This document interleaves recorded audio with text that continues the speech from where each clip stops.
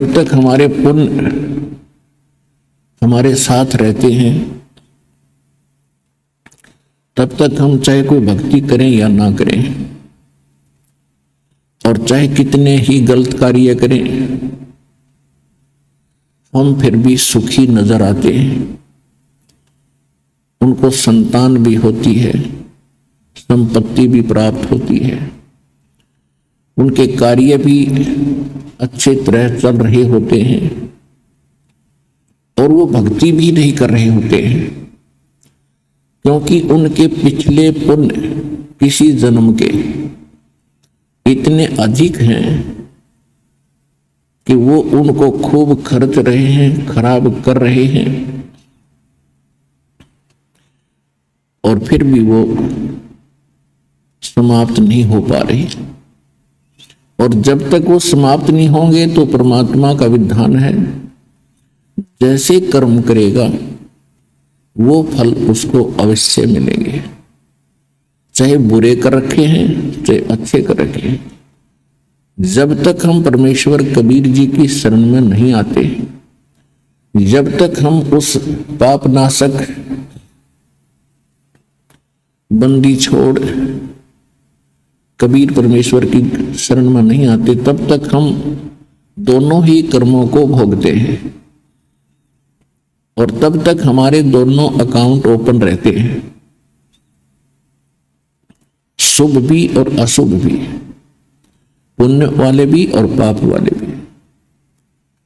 तो जिस लोक में हम रह रहे हैं यहां पर पुण्य तो बहुत ही कम बन पाते हैं और पाप ऑटोमेटिकली दिन रात होते रहते हैं, क्योंकि ये अक्षेत्र ऐसा है, ये लोक ऐसा है। यहां पर पाप तो बिना करे भी होंगे और पुण्य करने से ही बनेंगे। अब जैसे किसी जमीन में किसान खेती यानी फसल उपजाना चाहता है तो उसके लिए उसने कितनी मेहनत, परिश्रम और धन व्यय करना पड़ता है। शारीरिक परिश्रम भी करता है, हल से उसको जोतता है, संवारता है खेत को, फिर फसल बीज यानी बीज डालता है, उसको बोता है, तो वो बीज भी पैसा खर्च होता है, संवारने में भी मेहनत मजदूरी या कोई ट्रैक्टर वगैरह से करवाते हैं उसके पैसे लगते हैं, व्यय होता है धन, और फिर उसमें सिंचाई करनी होती है, खाद डालना होता है, उसकी रक्षा करनी होती है, उसमें भी धन व्यय होता है, और फिर उसको काट के निकालने के लिए भी धन व्यय होता है। तब जाकर के उसको फसल प्राप्त होती है जो जीवन दाता है। और उसी जमीन को कुछ ना करो, हाथ भी ना लाओ, और उसमें फिर भी ऑटोमेटिकली इतना अड़ंगा कुबाड़ खरपतवार उग जाएगा, वह जमीन दिखाई नहीं दे, और वो किसके काम का नहीं, न डांगर वैसे पशु वैसे खावे, मानस के काम का नहीं। तो इसी प्रकार हमारा ये शरीर एक फील्ड है, और हम जो भी इस क्षेत्र में घूमते हैं, काल के लोक में रहते हैं, जो भी क्रियाएं करते हैं, इसमें पाप तो ऑटोमेटिकली हो जाएंगे बिना करे।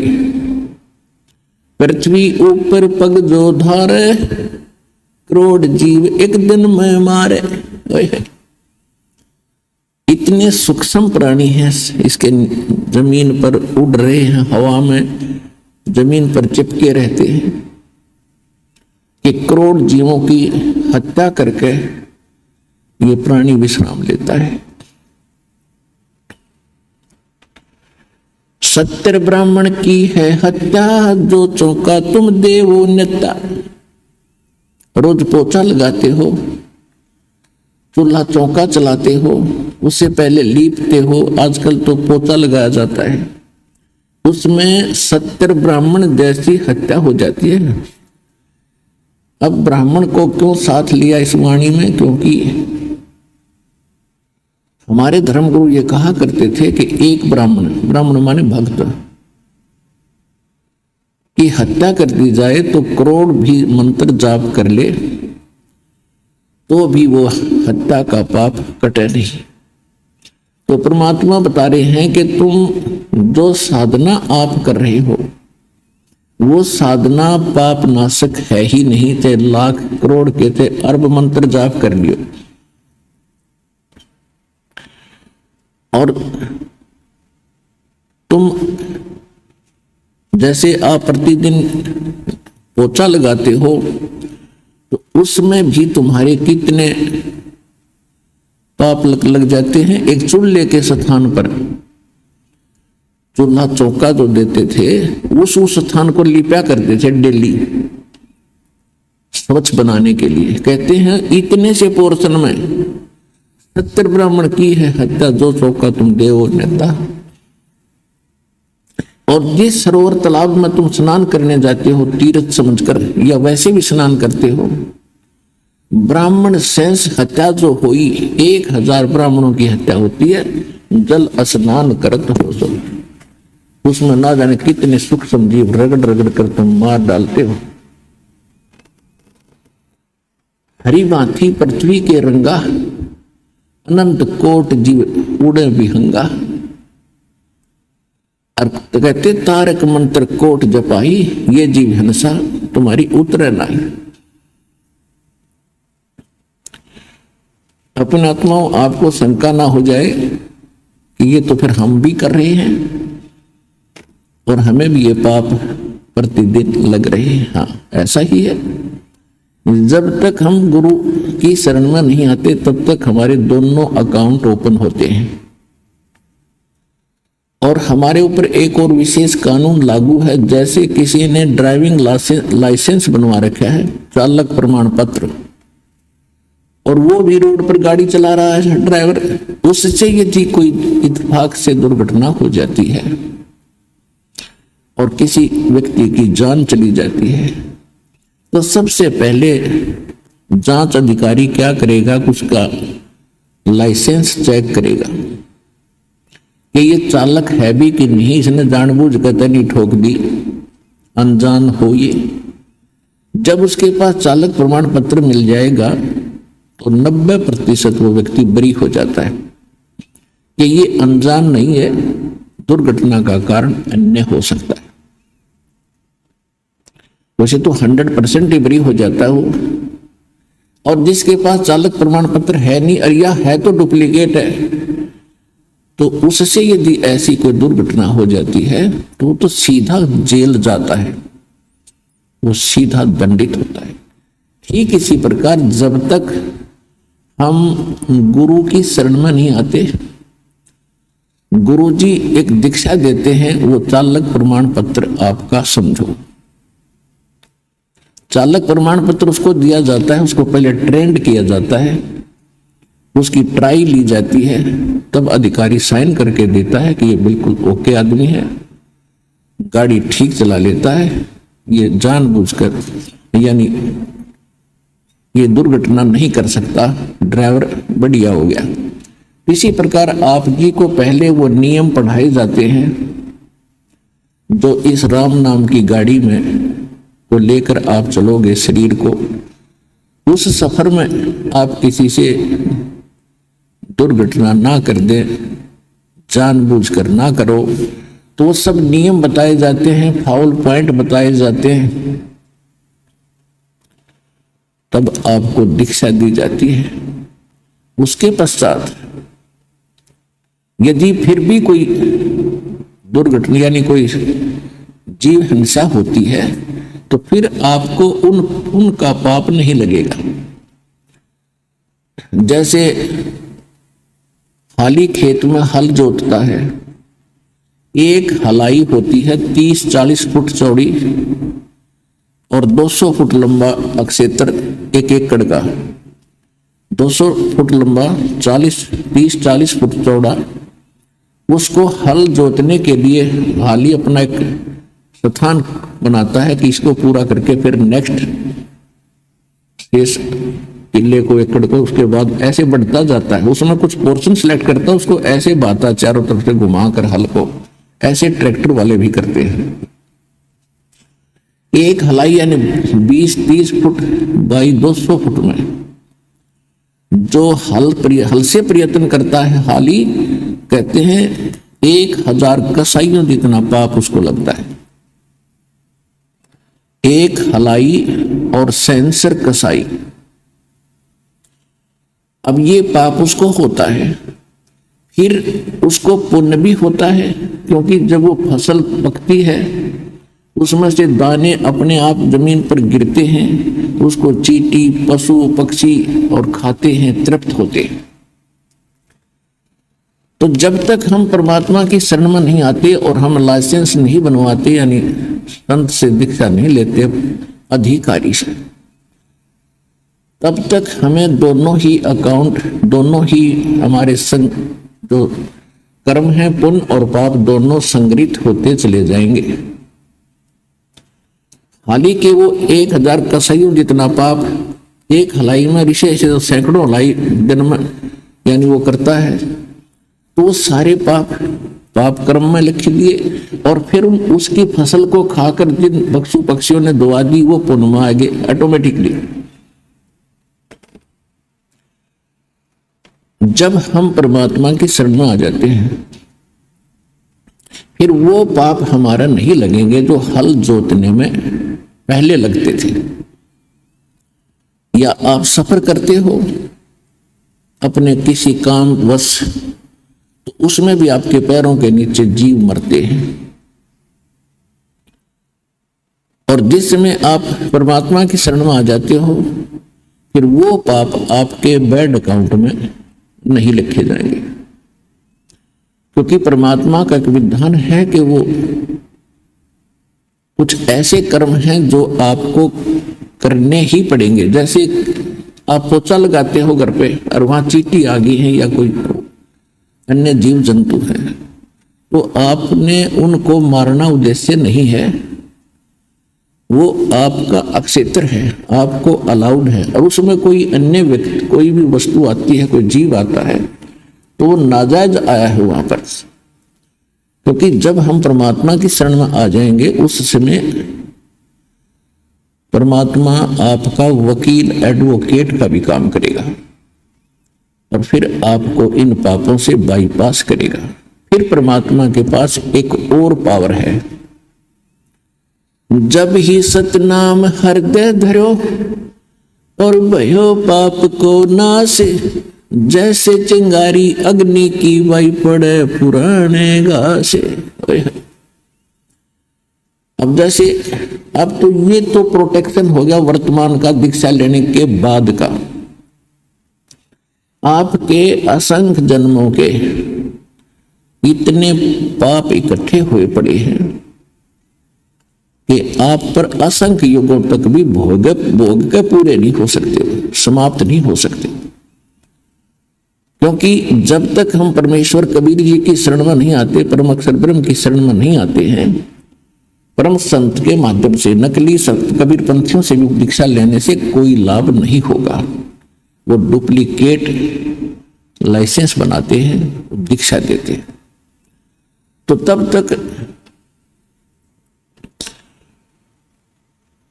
तो उससे पहले के हमारे असंख्य जन्मों के वो संग्रहित पाप इकट्ठे हुए पड़ रखे हैं,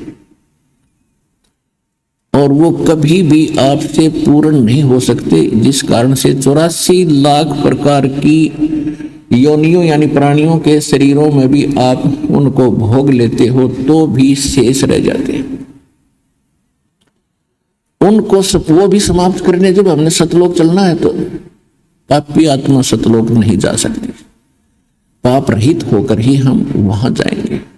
उसके लिए परमात्मा ने बताया है कि जो तुम्हारे संग्रहित असंख्य जन्मों के ढेर पड़े हैं, उसके लिए ये सच्चा नाम, यथार्थ भक्ति विधि आपको परम संत से मिलेगी। उसके बाद जब आप भक्ति करोगे, जब ही सतनाम हृदय धरो भयो पाप को नाश, जैसे चिंगारी अग्नि की बाई पड़े पुराण घास।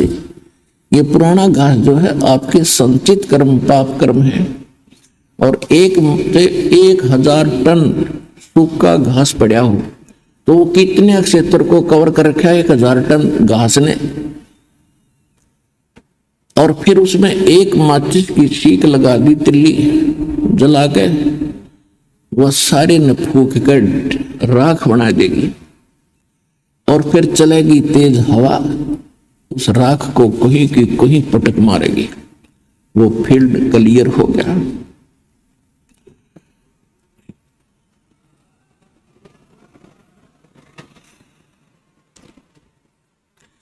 जैसे सूरज के आगे बदरा ऐसे कर्म छयारे, प्रेम की पवन कर चित मंजन झलके तेज नयारे। जैसे सूरज के आगे बादल छा जाते हैं तो सूर्य का प्रॉपर प्रकाश, वो वास्तविक प्रकाश हम प्राप्त नहीं कर पा रहे, और एक तेज हवा चलती है, बादलों को तितर बितर कर देती है, आसमान साफ हो जाता है, तब सूर्य का प्रकाश हम सीधा देख रहे होते हैं। ऐसे ही कहते, जैसे सूरज के आगे बदरा ऐसे कर्म छयारे, जैसे सूर्य के सामने बादल आ जाते हैं, इस प्रकार परमात्मा और आत्मा के बीच में ये पाप कर्मों के बादल छाए हुए हैं। और प्रेम की पवन, प्रेम की हवा चलेगी और करे चितमंजन, फिर झलके तेज नयारे। जब आप इस भक्ति पर लगोगे, जितने आपके पाप खत्म होते चले जाएंगे, जितनी अधिक भक्ति करोगे, जितना अधिक धर्म करोगे, उतनी ही आत्मा साफ होती रहेगी, पाप नाश होते रहेंगे। और जब पाप नाश हो जाएंगे, परमात्मा की जरा सी भी चर्चा कभी चलेगी, कोई भी परमात्मा की कथा हम सुनेंगे, आंखों से ऑटोमेटिकली अश्रु धारा चल पड़ेगी, कलेजा भर भर के आवेगा। तो ये समझ लेना कि अब आपकी वो प्रेम की पवन चल पड़ी, और उससे भी पाप नाश होते हैं। कहते, नाचे गाए किन्हें ना मिलिया, जिन मिलिया तिन रोए। और नाचे गाए भगवान मिला, फिर कौन दुआगन होए। तो इसलिए परमात्मा के पाने के लिए गुरु की एक बहुत विशेष आवश्यकता है, और ये हमारे मानव समाज में सबसे बड़ी कमी है कि मानव समाज को गुरु ही नहीं मिले। जब परमात्मा स्वयं आए थे, वो गुरु कहो, सतगुरु कहो, भगवान कहो, वो तो सर्वेसर्वा थे। उसके बाद उन्होंने जिन महापुरुषों को अपना परिचय कराया, आदरणीय धर्मदास साहिब जी, आदरणीय मुलुकदास साहिब जी, आदरणीय नानक साहिब जी, आदरणीय दादू साहिब जी, आदरणीय गरीबदास साहिब जी, गांव छुरानी जिला झज्जर, और आदरणीय गीसा दास जी, गांव खेखड़ा बागपत मेरठ यूपी वाले, और आदरणीय स्वामी रामानंद काशी वाले। ये महापुरुष भी गुरु थे और सतगुरु थे, लेकिन परमात्मा ने इनको प्रतिबंधित कर दिया था कि अभी इस ज्ञान को डिस्क्लोज ना कर, अपने एफिडेविट लिख दो, जैसा तुमने मुझे जाना है, मुझे देखा है, ताकि पिछली पीढ़ी जब हम भक्ति युग चलाएंगे, उस समय आप एज ए मेरे दृष्टा मेरे बच्चों के सामने रहोगे। तो वो सतगुरु वो भी थे, उनके पास यथार्थ ज्ञान था, यथार्थ भक्ति थी, लेकिन उन्होंने लिख जरूर दिया वाणी। अब विचार कीजिए, अभी तक क्या शुभ नाम है जी आपका? मनोज दास है। वो कैसे, सर कहाँ से आए आप? कन्नौज यूपी, सुरसी ग्राम। यानी सर, परम संत सतगुरु रामपाल जी महाराज से नाम उपदेश लेने से पहले आप कौन सी भक्ति करते थे? लिखवा भी सकते थे तो भगत जी, मैं दुर्गा और कृष्ण और विष्णु भगवान के और शंकर भगवान की इन्हीं सबकी पूजा करते थे। माल खजाना भर दिया। सर, जो ये आप भक्ति करते थे और उससे आपको क्या लाभ मिलता था? और भी वाणी उससे कोई लाभ नहीं हुआ। सांसारिक रूप में सब लोग करते, इसी देख के हिंदू परिवार में हमने भी जन्म लिया, हम भी वही देख के करते थे। ये समझ लो संतों की सर, परम संत सतगुरु रामपाल जी महाराज की शरण में आप कैसे आए? ये तो एक ज्ञान गंगा पुस्तक पढ़ के भगत जी। और उस वन में सर, जो भक्ति परम संत सतगुरु रामपाल जी महाराज ने आपको दी है, उस भक्ति से आपको क्या लाभ मिला? वो भी उगी उस भक्ति से हमें बहुत लाभ, कई बच्चे अपने कल्याण करवाए। उसी मंत्र देता है। सर, परम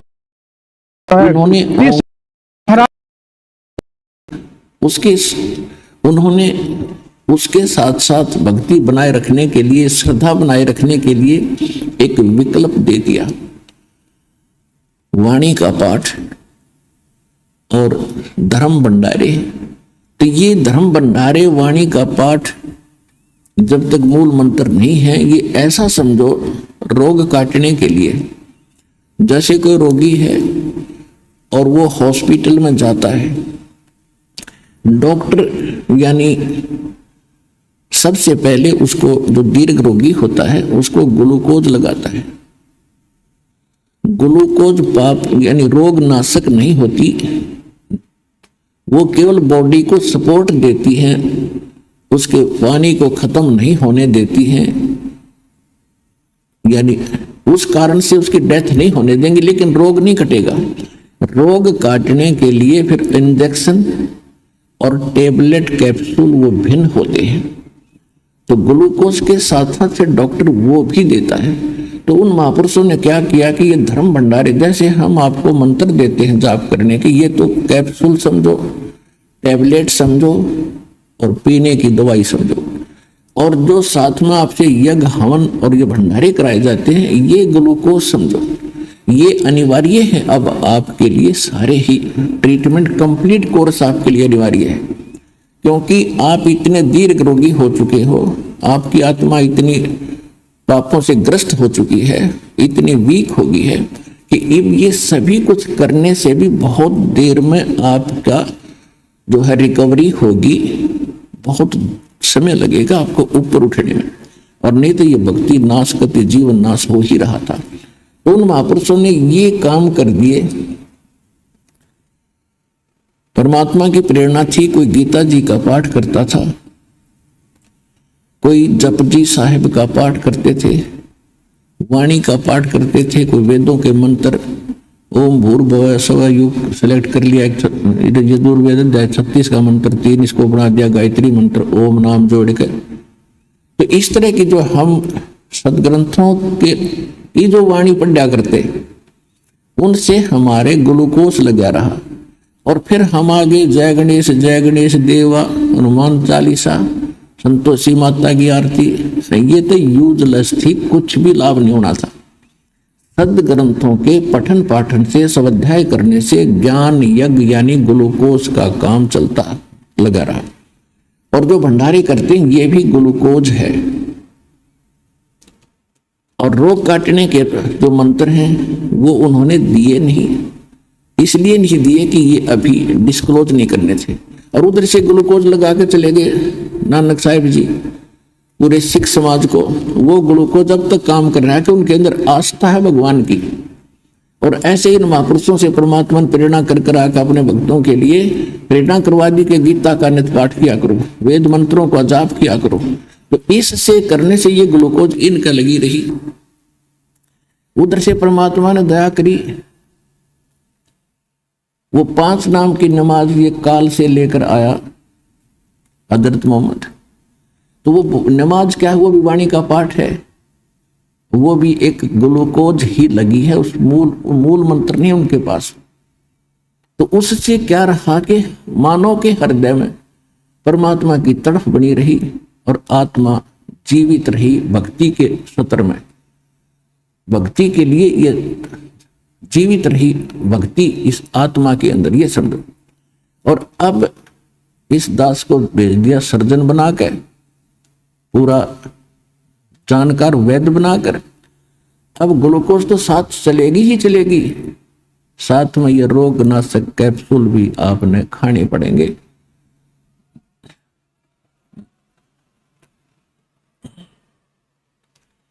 तो वो कैप्सूल जो है ये पाप नाशक है,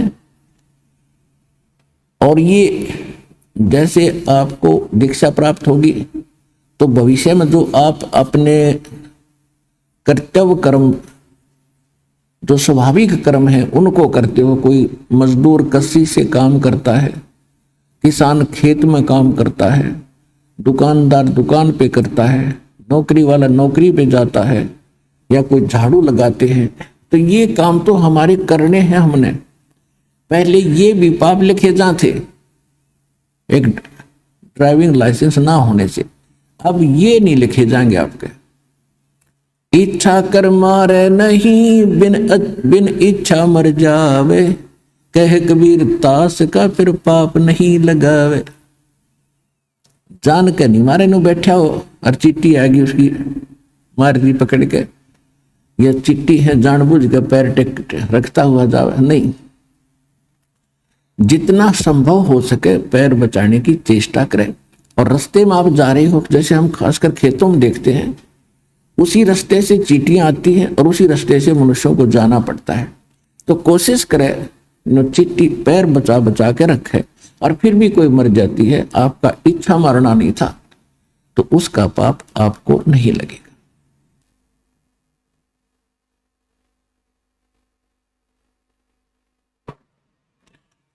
जब आप पोछा लगाते हो, आपका उन जीवों को मारना उद्देश्य नहीं है, उन हानिकारक जीवों से बचने का उद्देश्य है।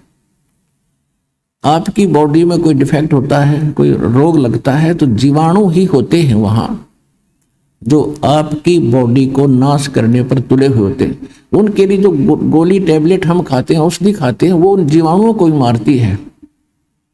तो वो दुश्मन थे हमारे बॉडी के, और उसके लिए उनको मार देना वो पाप नहीं है। जानकर मारा नहीं, चाहे सर्प भी आपके सामने आ जा, इच्छा कर मारा नहीं। आपके घर में घुस जा और आपको लगे कि डस सकता है, तो उसको कोशिश करो निकालने की, नहीं निकला तो बेशक मार दो, उसका पाप नहीं। तो इस तरह के हमने कर्मों को बचाना है और परमात्मा के विधान अनुसार हमने अपनी भक्ति को चलाना है।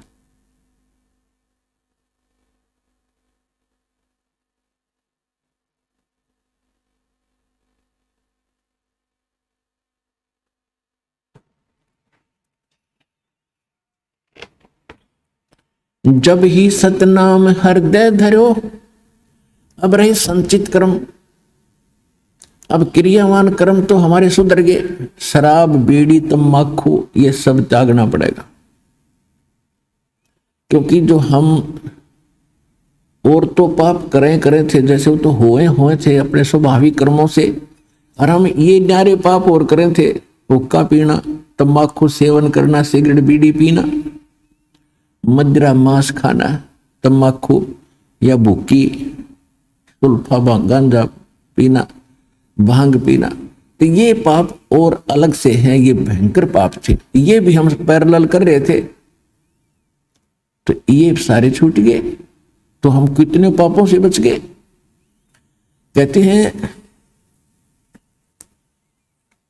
सोनारी जारी करे सुरापान 100 बार, एक चिलम हुक्का भरे वो डूबे काली धारे।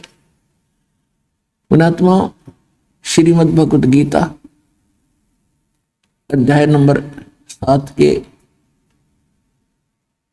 श्लोक नंबर 29 में 29 में, क्योंकि ये सदग्रंथ हैं, इनमें कोड वर्ड है, सांकेतिक शब्द। सांकेतिक शब्द जैसे साइंस के फार्मूले होते हैं, उसमें बहुत ही 100% सांकेतिक होते हैं। तो ये एक साइंस ही समझो, आध्यात्मिक साइंस है। इसमें बहुत कोड वर्ड है, उन कोड वर्डों को, सांकेतिक शब्दों को टीचर ही जान सकते हैं। तो हम जिनको टीचर माना करते थे वो टीचर नहीं थे, वो तो कति बालक थे, आपसे भी गए गुजरे ज्ञान युक्त व्यक्ति थे, जिनको मंडलेश्वर आचार्य, शंकराचार्य और महापुरुष और मैं ऋषि मान्या करते। उनको कख भी पता नहीं था भक्ति का, ना इन कर्मों से परिचित थे वो।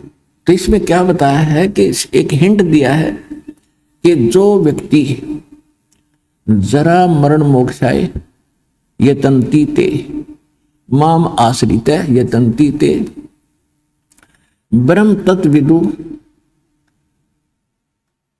कृष्णम अध्यात्म कर्म च अखिलम। इसका अर्थ ये बनता है कि जो केवल जरा और मरण, यानी जरा माने बुढ़ापे का दुख, वृद्धावस्था में सारे कैर टूटे इस जीव के ऊपर, आंखों से दिखा नहीं, गोडे चलने बंद हो जाए, कभी सिर में दर्द, कभी दांत दुख है, कभी पिंडी भड़के, सारे कस कैर टूट जाते, कफ कलेजा ग्रस्त कर लेता है और 100 प्रकार की बीमारी से ग्रस्त होकर के ये तड़पता है। एक तो यू कैर एक ये है। दूसरी मृत्यु, देख आज आप कितना अपने परिवार के साथ सुखी हो और कैसे इनमें मोह ममता है, और 1 सेकंड में मृत्यु हो जाए। ये खाक है हमारे साथ, क्या सौदा ये? तो यह भूल थी, इसका विकल्प हमारे पास था नहीं, वो बताने वाला मिला नहीं, और जो मिले थे उन पर हमने यकीन किया नहीं कि ये भगवान या भगत होंगे, परमात्मा कबीर थे। और हम इन नकलियों को मंडलेश्वर आचार्य मानने गए, ये सच्चे विद्वान हैं, बड़े पहुंचे हुए हैं, क्यों पाखड़ करके दिखा दें कि तो दूने दाने पर बैठ जाए और सारा खड़े हो गए, 1 साल खड़े तपते रहे। हम सोचा बड़े महापुरुष, ऐसे मिलता होगा भगवान। ये तो अपना कर्म नाश करे थे, भक्ति नाश करके जीवन नाश कर गए। तो यहां बताया है कि जो जरा और मरण, इन दोनों दुखों से छूटने का जो प्रयत्न करते हैं, माम आश्रित है, मेरे आश्रित होकर वो उस ब्रह्म को, तत्ब्रह्म को और सारे अध्यात्म ज्ञान को, कंप्लीट स्पिरिचुअल नॉलेज को और सभी कर्मों को जानते हैं, सभी कर्मों से परिचित है वो।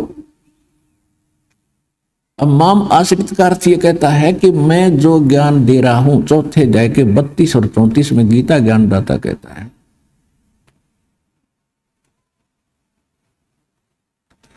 कि परमात्मा स्वयं अपने मुख कमल से एक यथार्थ ज्ञान और इन आध्यात्मिक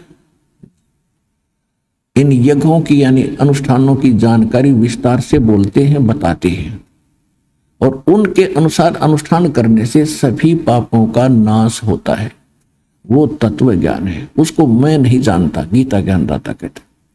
चौथे अध्याय के 34 में कहा कि उस तत्व ज्ञान को किसी तत्वदर्शी संतों के पास जाकर समझ, उनको दंडवत प्रणाम करने से और कपट छोड़ के उनसे प्रसन्न करने से वो तत्वदर्शी संत तुझे उस तत्व ज्ञान का उपदेश करेंगे।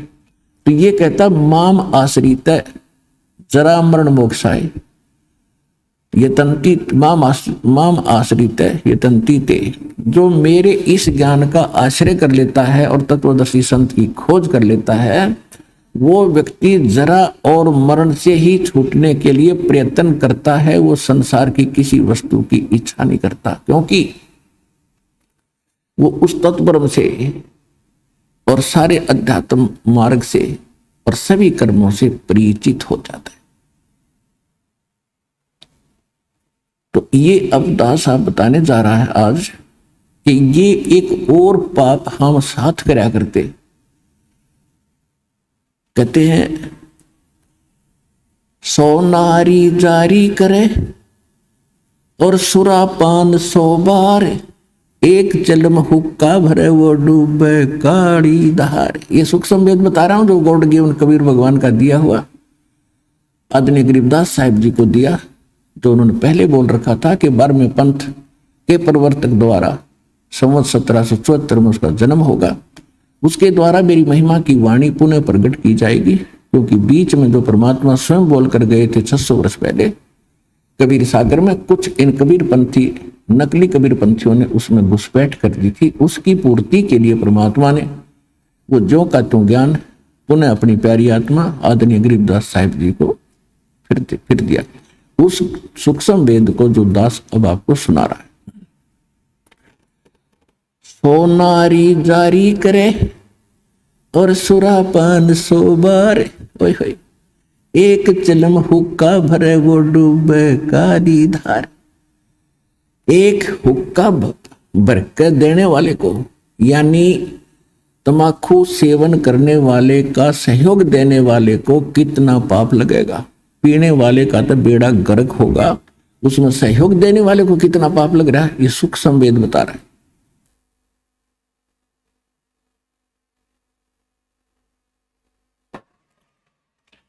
सुरापान मद मांसाहारी, गवन करें भोगे पर नारी। 70 जन्म कटेंगे शीशम, साक्षी साहिब है जगदीशम। सुरापान जो शराब पीते हैं, मांस आहारी जो मांस खाते हैं, और पर नारी को भोगते हैं, कहते उनके साथ क्या होगा, उनका 70 जन्म उनके सिर कटेंगे। कोई बकरा बनेगा या कोई वैसे किसी कारण से, जैसे आप सुना होगा, एक बार विद्यार्थी जा रहे थे, यानी किसी इंटरव्यू देने के लिए ट्रेन पर बैठे जहाँ थे ऊपर चढ़कर, और आगे कोई कारीगर रिपेयर करके कुछ ऊपर नो के नो एंगल छोड़ गए, और ट्रेन तो निकल सके थे, उस पर बैठे व्यक्ति हानि होगी उनके कहते सैकड़ों व्यक्तियों के जो सिर अलग हो गए। तो इस तरह की दुर्घटनाओं में फिर उनकी मृत्यु होगी, या फिर कहीं वो ऐसे मारा जाएगा।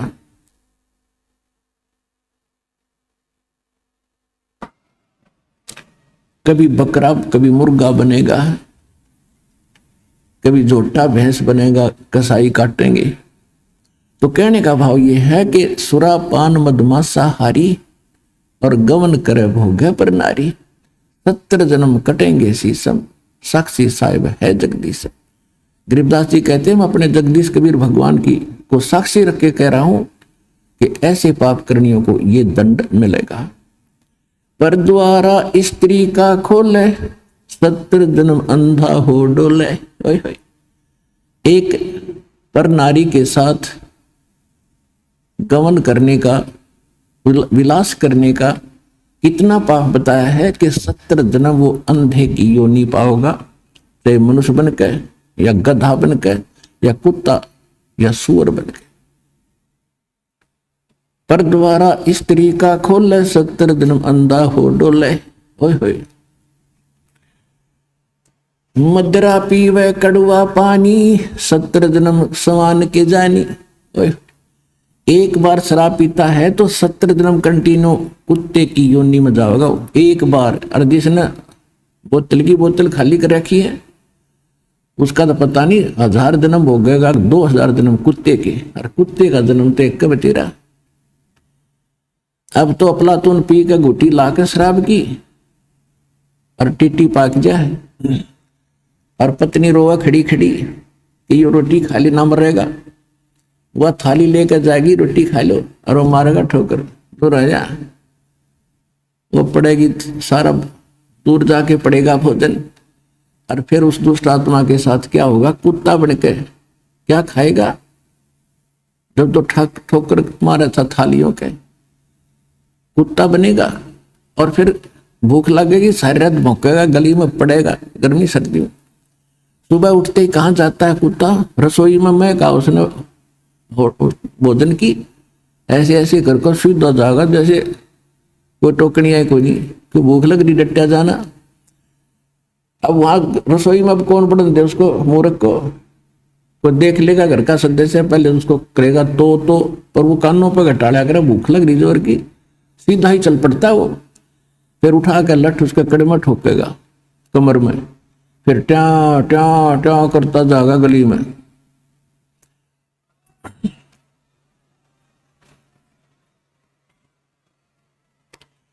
फिर कुछ देर के बाद कुछ भूल सी पड़ेगी डंडे की, फिर सोचेगा भूख तो क्यों अंदर है ही, फिर दूसरे मकान की तरफ चलेगा। वहां उसके भाग और दुर्भाग्य उसने कोई टूक मिले या लठ मिले या जूत मिले, जब वहां भी उसकी सेवा लठ से होगी तो फिर वो प्रयत्न छोड़ देता उस दिन का, फिर वो बाहर भागता जंगल की तरफ। वहां क्या खाता है? टट्टी खा के आता है। और जब पी कर शराब मारा था ठोकर, तो ये कर्म याद दिलाए जाते।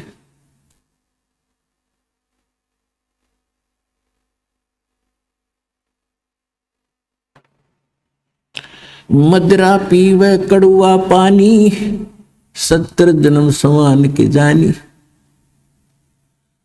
अब विचार करो, सो नारी जारी करे और सुरापान 100 बार, एक चिलम हुक्का भरे वो डूबे काली धार। ओए होए, एक पर नारी गमन करने का, पर नारी के साथ दुर्व्यवहार करने का, दुराचार करने का कितना पाप बता? 70 जन्म अंधा हो डोले।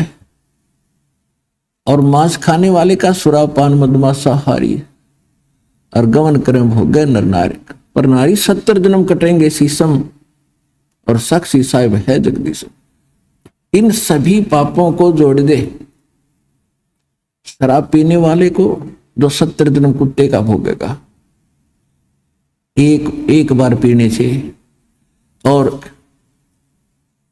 70 जन्म सिर कटेंगे।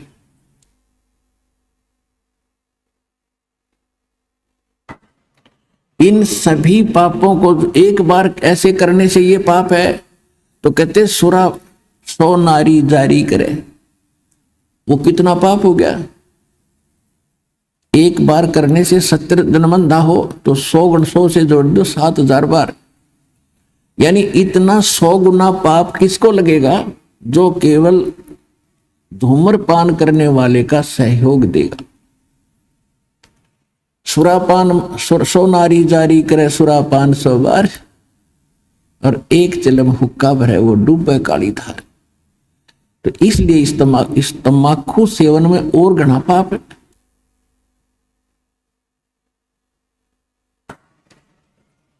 यानी पाप तो वो भी है, पाप तो वो भी है, पर इसमें उससे 100 गुना ज्यादा पाप है।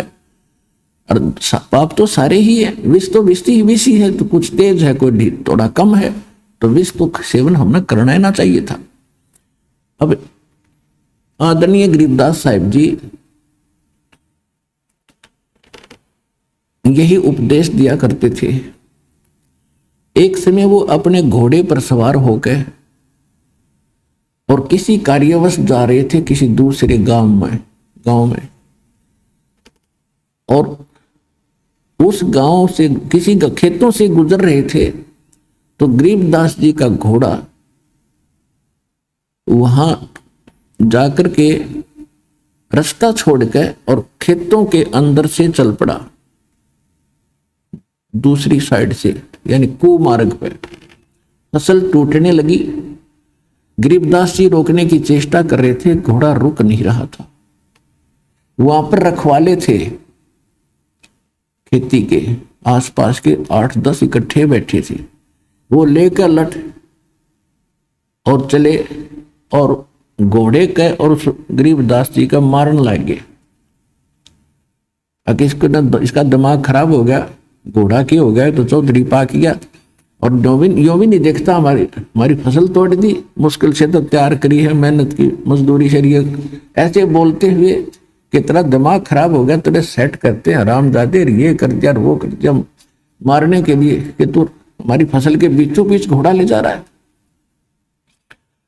अब जो ही निकट आए, उन्होंने ऐसे लठ उठाए, वो जाम हो गए नो के नो, इस एंगल पर बस, ना इधर हो रहे हैं ना आगे पीछे बढ़ रहे हैं, स्तब्ध हो गए, चेतन नो के नो।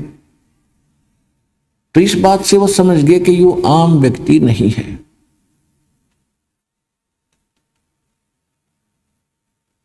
तो गरीबदास जी कहने लगे, भाई क्यों मारना आए थे मुझे तुम? वो कहने लगे, जी पहले हमने कुछ नॉर्मल करो जो बोलेंगे, हमारी तो सांस भी ना आती हमें। ने बोला लेकर दिया नॉर्मल। अब फिर उनका कहाँ ब्यों था, उनको धमकाने और खुरकाने का। हाथ जोड़ के लठ घेर के खड़े हो गए, अगियो तो भाई कोई बला है। भाई क्यों मार रहे थे मुझे? कि इसलिए मार रहे थे जी, आप रास्ता छोड़ के घोड़ा आपका इधर आ गया था। भाई पशु है, ये मेरे बस से बाहर था। आपको पता मैं कितना कोशिश कर रहा था, जानबूझ कर लाया हूं, तो भी तुम ऐसा करते अच्छे लगते। राह चलते आदमी को तो वैसे फिर भी नहीं करना चाहिए। अरे भले आदमी, तुम्हारा शिष्टाचार भी खत्म हो गया। मैं कोई जानबूझ कर नहीं ले जा रहा था, घोड़ा पशु है, काबू से बाहर हो गया। तो वो कहने लगे जी घोड़ा आपके काबू से बाहर नहीं हो सकता, आप तो कोई परम शक्ति है। परमात्मा बोले न्यों पूछो मेरा घोड़ा क्यों इधर हुआ, पर न्यों पूछ लो तुम। अब ये बताओ कि तुमने जिस खेत के बीचों बीच रास्ता जा रहा था, उस एकड़ जमीन में इस फसल से पहले क्या बीज रखा था? वो बोले जी तमाकू बो रखा था, तमाकू। तो मेरा घोड़ा उस तमाकू की बदबू से बेदक गया, और तुम मनुष्य होकर उसने नाकों में सूड़ो। धिक्कार है तुम्हारे जीवन को। तुमसे ये पशु अच्छा जो उससे इतनी नफरत करता है, और तुम ये तोप धरे बैठे उकटे। बंद करो इनको। ये वो तो सारे डर गए, जो कहोगे वे कर देंगे जी, कि आगे से तमाकू नहीं बोओगे। यही इसका मूल मंत्र है इस बुराई को खत्म करने का।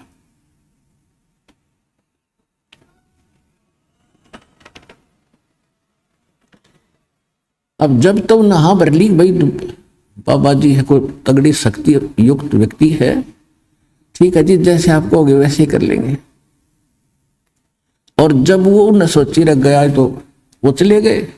वो तो चलेगा पर लोग का, आप अपने हुक्टों के पास गए, वो सारे टूटे पाए।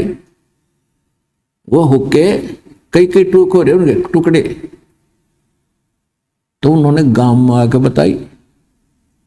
गांव वाले बोले भाई क्या हुआ, कैसे ऐसे कहानी बनी। एक महापुरुष थे, उन्होंने ये कहा आज के बाद हुक्का ना, तम्बाकू प्रयोग ना करिए इस गांव में, ये नुकसान बहुत हो जाएगा। तो गांव वालों ने सोचा भाई ये तन्ने कहीं जाकर, उनकी बात सुनने के बाद भी उनका ना यकीन हुआ, तो सब गांव के हुक्के टूट गए अपने आप। फिर भी किसी ने लाने की कोशिश की तो उनको हानि होने लगी। उसके बाद उस गांव में हुक्का बंद हो गया।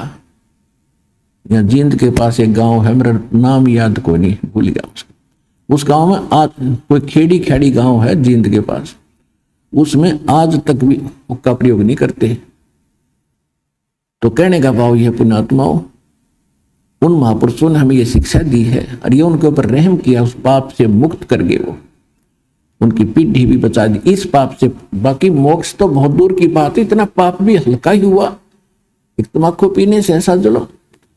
और आप पता नहीं कितने कितने हुक्के और सिगरेट पीते थे, बीड़ी पीते थे, तो कितने पाप इकट्ठे आपने कर रखे हैं जैसे। और दूसरा फिर ये बताया इसमें, इसको इतना हानिकारक क्यों बताया है अध्यात्म मार्ग में।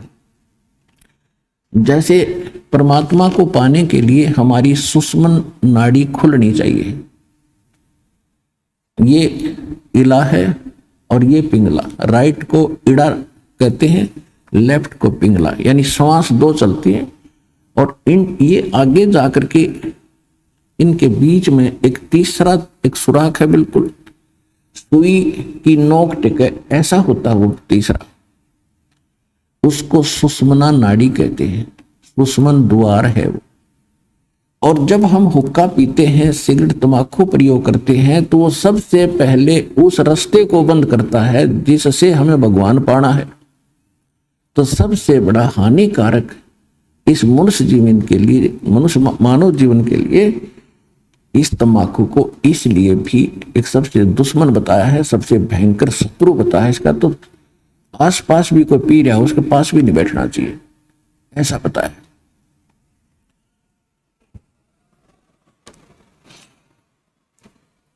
अब जैसे हम देखा करते थे, हमारे पिताजी, ताऊ जी, चाचा जी सभी पिया करते गांव के लोग। और वो क्या करा करते, एक लोहे का सरिया रखा करते, उस ओके की उस पाइप को साफ करने के लिए उसमें न्यू मारा करते, और उसमें ना जाने कितना मैल निकला करता तीसरे दिन। और फिर ऊपर गट हो क्या करते, जो चिलम धरते थे उस चिलम में, वो चिलम भी रुक जाती थी, उसमें भी उसे खुर्चा करते थे, और वही धुआं फिर हमारे अंदर जाता, श्वासों के माध्यम से हुक्का मुंह तो प्योर नाकों में निकालने डूंडा ठावे, और वो फिर उस द्वार को बंद करता जो भगवान पानी का है, जिसको तो खोलना चाहिए था हमने। तो इसलिए तंबाकू सबसे खतरनाक है। और ये जितने पंथ हैं, राधा स्वामी पंथ, वो शिवदयाल जी हुक्का पीवे, राधा स्वामी पंथ का प्रवर्तक वो खुद हुक्का पीवे, ये सारे हुक्का बीड़ी पीवे, तो ये सतलोक चले जाएंगे। इन सबसे पहले वो द्वारा खत्म बंद कर लिया, जिससे पार होना था। बात करें तिरकुटी बजाने की, बोला हम तो सीधे तिरकुटी बजाएंगे, जा लिए तिरकुटी बजा।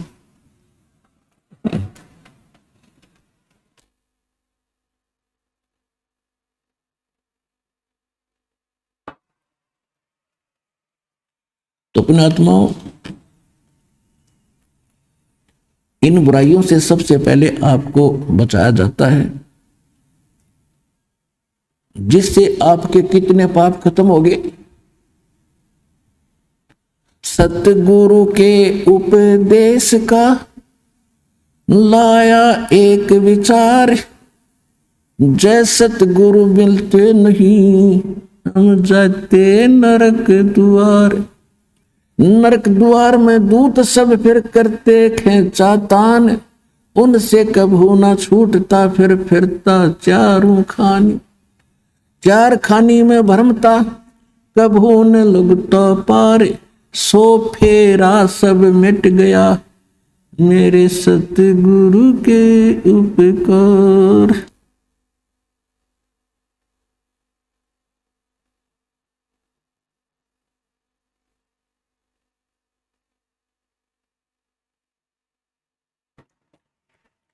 सात समुद्र की मसी करूं और लेखनी करूं बन राय, धरती का कागज करूं गुरु गुण लिखो न जाए। सतगुरु के सिजदे करूं कर्म छुटाए कोट, और जो ऐसे सतगुरु की निंदा करे जम तोड़ेंगे ओठ।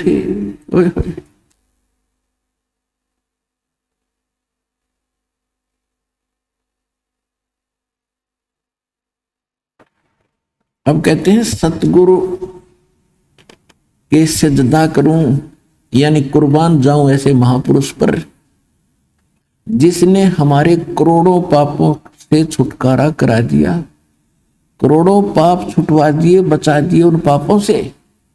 और ऐसे महापुरुष की कोई भूल से भी निंदा करता है, कहते वो इतना अपराधी हो जाएगा, उसको यम के दूत इतना बेरहमी से पीटेंगे कि उनके होठों को भी सुजा दिया जाएगा डंडे मार मार के। हालांकि कोई आदमी किसी को खुरकाता धमकाता भी है तो ऐसे स्थानों पर मारता जो ज्यादा हानि ना हो। और होठों पर जो मार रहा है वो कितना क्रोधित होगा, यानी वो कितना निकम्मा आदमी पीटा जा रहा होगा, जिसका कितना लागो, मुंह पर लागो चे सिर में लगो, उसको कितना बेरहमी से पीटा गया है, तो कितना अपराधी था यम दूतों ने जो पीटा। तो यहां कहते हैं कि ऐसे व्यक्ति जो ऐसे महापुरुष की निंदा करते हैं फिर वो बहुत ज्यादा दंडित होंगे, एक्स्ट्रा दंडित होंगे। अब क्या बता रहे हैं कि सतगुरु के उपदेश का भाई लाया एक विचार। जब आंखें खुल गई, ज्ञान समझ में आया, तो फिर पिछला इतिहास समझ में आवा है, पिछली सारी बातें झांक के देखनी पड़ती है इस आत्मा ने। कि सतगुरु के उपदेश का लाया एक विचार, और जय सतगुरु मिलते नहीं जाते नरक द्वार। नरक में तो जाना ही जाना था, नरक द्वार में दूत सब फिर करते खींचाता है। आप सारा दिन देखते हो संसार के लोग, हम भी उसी कैटेगरी के थे हैं अभी भी, लेकिन हमने अपनी दिनचर्या बदल ली, हमने अपनी क्रियाओं को सेट कर लिया, एक भगत की तरह चल रहे हैं। उससे पहले जितने भी आप देखते हो भक्त, चाहे वो भगत भी हैं इन अन्य नकलियों के, वो सारी वही कर्म कर रहे हैं जो जन साधारण कर रहा है। और संसार तो वो भोला भाला है ही, वो तो अपना करना ही है उसने जो करना। तो क्या देखते हो सारा दिन? कोई हुक्के पे बैठ के गप्पे मार रहा है, कोई ताश खेल रहा है, कोई राजनीति की बतलाव है, या कोई किसी की बूंदी सोच है। सारा दिन अपनी लालच में कुछ जोड़ तोड़ में उसने ऐसे कर दूंगा, उसको ऐसे लूट लूंगा, उसको ऐसे खसट लूंगा, और कर मृत्यु कल मृत्यु हो जाती है। वो बकवाद तो गई साथ, वो पाप तो ले गया घसीट के, और जो बकवाद करके जो धन संपत्ति जोड़ी थी वो चला गया भाई छोड़ के। तो ये बातें अब समझ में आऊंगी आपके।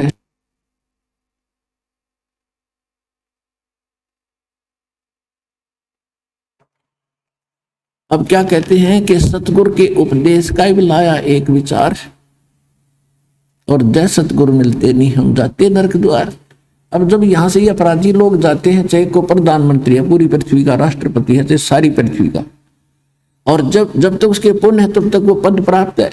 जब पुण्य और सांस खत्म होंगे उसके पल्ले कुछ नहीं रहेगा, पाप इकट्ठे होंगे जो भक्ति नहीं करके जाता।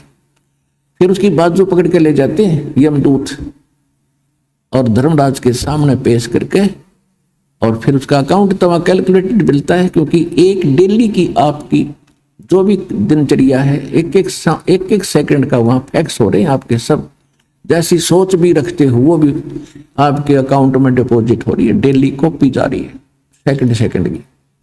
तो वहां जाते ही कैलकुलेटेड मिलता है, इतने पुण्य इतने पाप, और ये इसका प्रतिफल, जाइए नरक में। तो नरक वाले तो वहां ढेर के ढेर होते हैं, लाख हजारों, कोई 50 60 70 हजार की संख्या।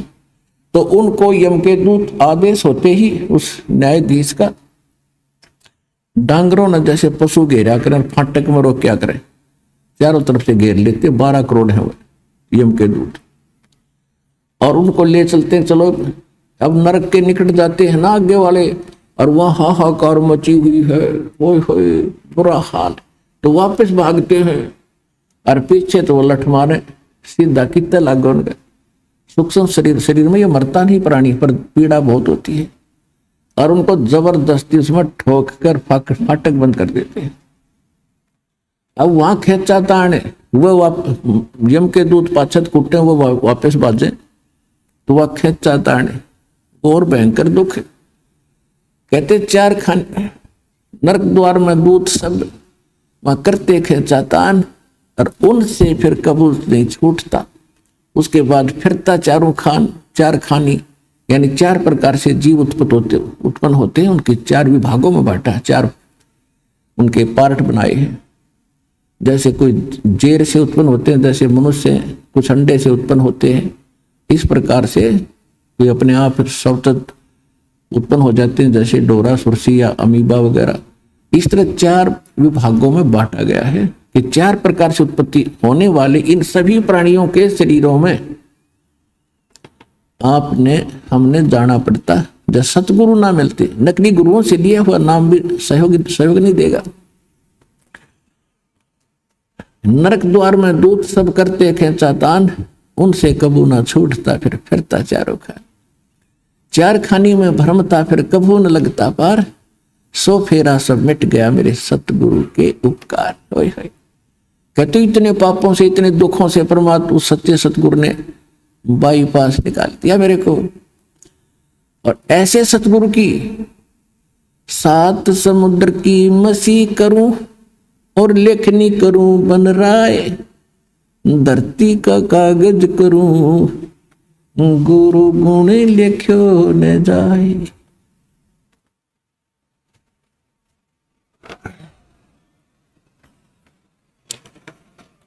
और जो ऐसा संत होगा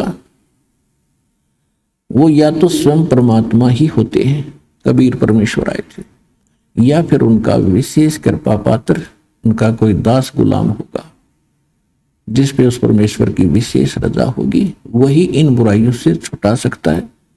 नहीं तो शिक्षा तो पिता भी देता है अपने बच्चों को अच्छी, लेकिन उन शिक्षाओं पर ना वो स्वयं चल सकता है ना बच्चे चल पाते।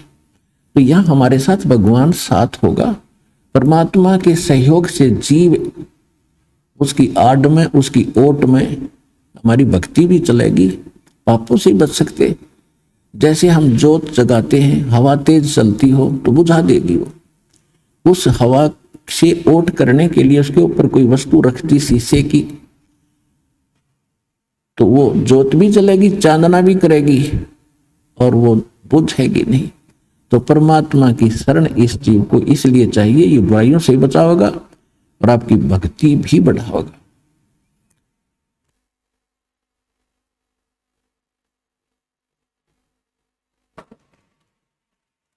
अपने आत्माओं, ये शराब पीने वाले, हुक्का पीने वाले, अब तो हम देखा करते थे कि इस हुक्के को इतना रिस्पेक्टिव मान रखा है गांव में, हमारे हरियाणा में तो विशेषकर, कि पंचायत में इसकी कसम खाते हैं कि इतना धार्मिक मान लिया कि इसकी कसम खाई, पंचों का प्याला है। और ये कहते हैं कि जिस घर में हुक्का नहीं हो किसा घर भाई। ये एक लोक वेद बना रखा है, दंत कथा बना रखी है। और इस शर्म में सभी अपने घरों पर हुक्का रखते। हम देखा करते सोते उठते ही घर वाले सबसे पहले और काम छोड़ हुक्का चिलम उठा के हुक्का भरकर फिर गुरुड़ गुरुड़ करके फिर चल खेतों में जाते और फिर साथ ले जाते, वहां जाते भर के फिर स्टार्ट करते, तो 1 घंटा काम करके फिर हुक्का बैठ के पीते, फिर काम शुरू करते। और क्या लोकवेद बना रखा है कि इसके सहारे किसान को रेस्ट मिल जाता है। रेस्ट वो कर ले, दूसरे खेत जैसे और लोग, अब आपके पास घड़ी है, घड़ी से टाइम देख 1 घंटा काम कर और 10 मिनट 20 मिनट जो है तो क्यों टाइम पास करे था, अपना बैठ कर मंत्र करे माड़ा लेके बैलों को रेस्ट मिल जाए। तो वो काम हमने ऐसे चेंज करना है, क्रियाएं वही करेंगे लेकिन हम according to the guidelines of गुरु करेंगे, गुरु जी के आदेशानुसार, उसके निर्देशानुसार चलेंगे तो हमारी भक्ति भी बनेगी। अब जैसे हरियाणा में विरोध इसलिए हुआ कुछ समय कि जो उपदेश लेकर जाते बच्चे, पहले तो दादा पिताजी ताऊ चाचा अंकल वो हुक्का भरवाया करते थे और बच्चे बड़े खुश होकर भरते थे, भैया तो सेवा है बुजुर्गों की। नाम लेने के बाद उन पर प्रतिबंध लग जाता है कि हुक्का नहीं भर के दोगे किसी को, बीड़ी भी लाकर नहीं देनी, माचिस भी पीने के लिए लगाने के लिए नहीं देनी, आप पाप के भागी हो जाओगे। तो बच्चों के या बड़ों के अब जो से यहाँ दुखी आ रहे हैं बेचारे, पैर टूट रहे जिनके घर पे 1-1 2-2 व्यक्ति मर गए, पशु मर रही है, स्वयं कैंसर से पीड़ित है। अब वो तो अपना जीवन देखेंगे, समाज नहीं देखेंगे, समाज देखेंगे फिर भक्ति भी नहीं हो ना भगवान राहत दे। तो उन्होंने नाम लिया। प्रारंभ ऐसे ही लोगों से हुआ जो घने दुखी थे, और भगवान तो सुख देता है, परमपिता है, तो लेकर नाम गए। जाते उन्होंने वो सब मर्यादाएं अपनी पालन की, तो वो निंदा के पात्र बन गए आसपास में कि ये कैसे भगत बने हैं रामपाल के, बूढ़ों की सेवा भी नहीं करते, बूढ़ों का हुक्का नहीं भरते, ये तो कमाल के आदमी हैं।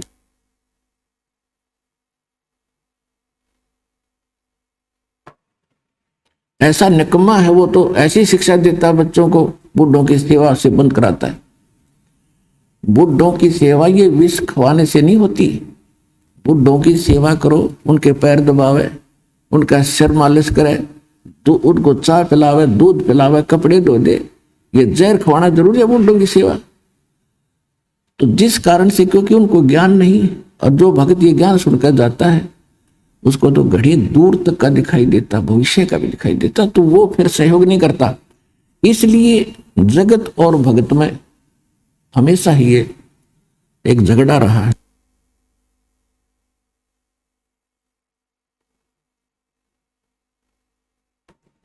और जिसने ये जंग जीत लिया हो गया सफल। कहते मात पिता सुत स्त्री और आलस बंधु कान, संत मिलन को जब चले ये अटकावे आण। इनका अटकाया अटके नहीं भाई, संत मिलन को जाए, कहे कबीर सो संत है भाई आवागमन नसाए।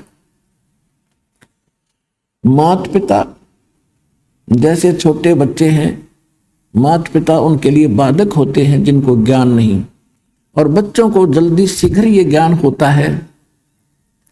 ज्ञान सुनते ही जल्दी आत्मा उनकी अच्छाई और बुराई को शीघ्र ग्रहण करती है। बच्चे बुरी संगत में पढ़ते हैं तो बुराई को भी बहुत बड़ी शीघ्रता से ग्रहण करते हैं, और अच्छी संगत में आते हैं। आप देखते हो यहाँ पर कैसे बताते हैं उनके बच्चे। एक बहन कह रही थी कि मेरे लड़के को इसके पिताजी ने कहा कि बोला बीड़ी ला, पहले लाया करता भाग के, फिर उसने ज्ञान सुना, नाम लिया। अब बीड़ी ना लावा बंडल दुकान से तो पिता पीटे, तो दुकानदार के पास गया, कहने लगा भाई एक बंडल दे दे और इस थैली में डाल दे, और थैली को डंडी में लटका लिया उसने। और न्यू लावा लटकाए। अगले पापा ने बोला ऐसे कैसे ले रहा है? अरे पैसे लाऊंगा मैं। बोला बात बता। अगर मैंने नाम ले लिया और जब बीड़ी का हाथ लाऊं, मेरा तम्बाकू का हाथ भी ला दिया ना, मेरा पाप नाम टूट जाएगा। तो भगत बता रहा था कि पहले दिन तो मुझे बड़ा गुस्सा आया कि अच्छा नाम लेकर आए तो सेवा करनी भी छोड़ देंगे।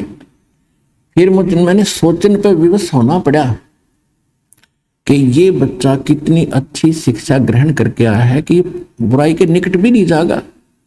तो मैं मजबूर हो गया, 2-4 दिन खूब सोचा मैंने इस विषय पर, और फिर उसके बाद उससे मैंने मंगवाया नहीं कुछ भी, और एक दिन उसने भी आके दीक्षा ले ली, बुराई छूट गई।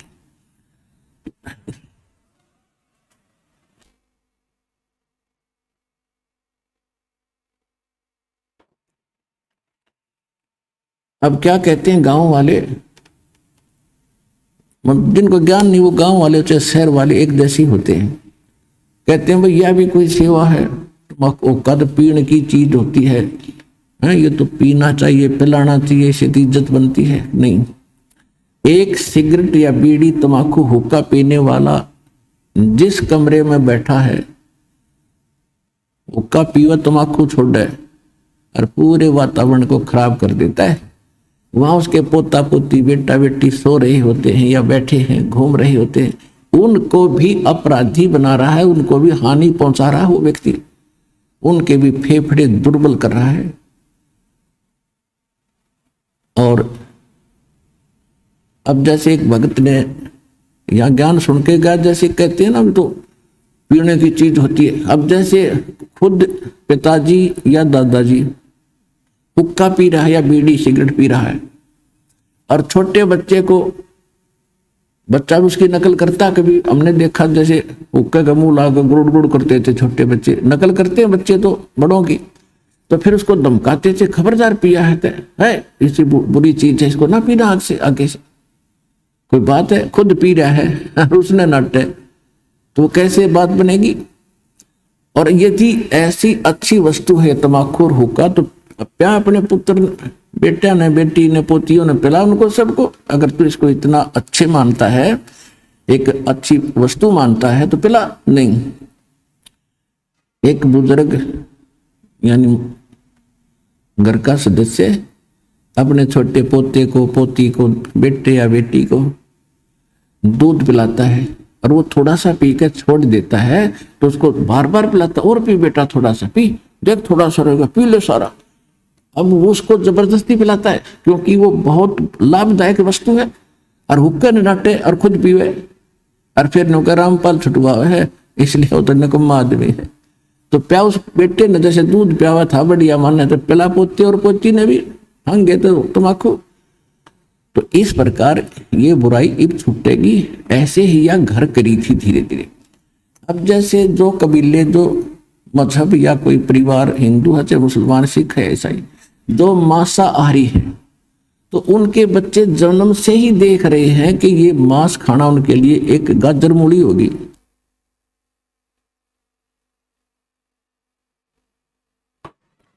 तो उनको पता है उन बच्चों को ये पाप भी है, और ये कितना घोर पाप है। आए है अब दूसरे के बच्चों को खाते हैं।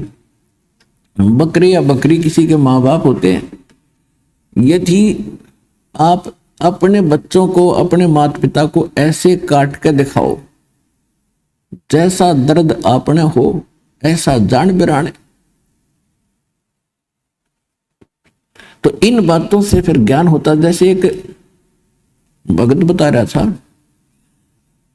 कि मेरा मित्र एक मुसलमान था और उसका फादर इतनी नर्म आत्मा का व्यक्ति था, वो ये कहा करता कि जिस दिन ये लोक वेद बना रखा है इन्होंने मुसलमानों ने, और घर पे बकरे को बलि देते हैं, बिस्मिल करते हैं, कलमा पढ़ते हैं, घर लाके एक प्रसाद बनाकर सारे परिवार को खिलाते हैं। तो जब वो उसको जबह करते थे, काटते हैं ना, वो घर से निकल जाया करता, वह मेरे से देखा नहीं जाता। और खाना तो मजबूरी, वो प्रसाद बना दिया कि प्रसाद बन गया भी।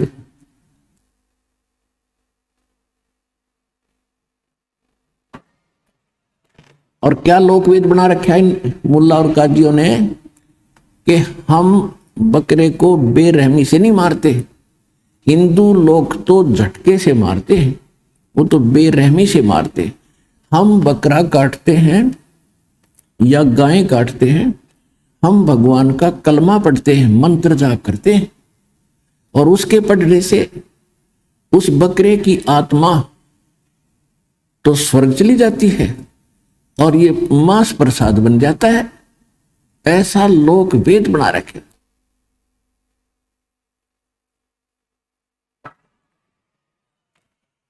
तो इस सूक्ष्म वेद में बताया है कि हे मुल्ला या काजी, जय या रू तने भीष्ट पठाई, तो कर तदबीर कबीला भाई।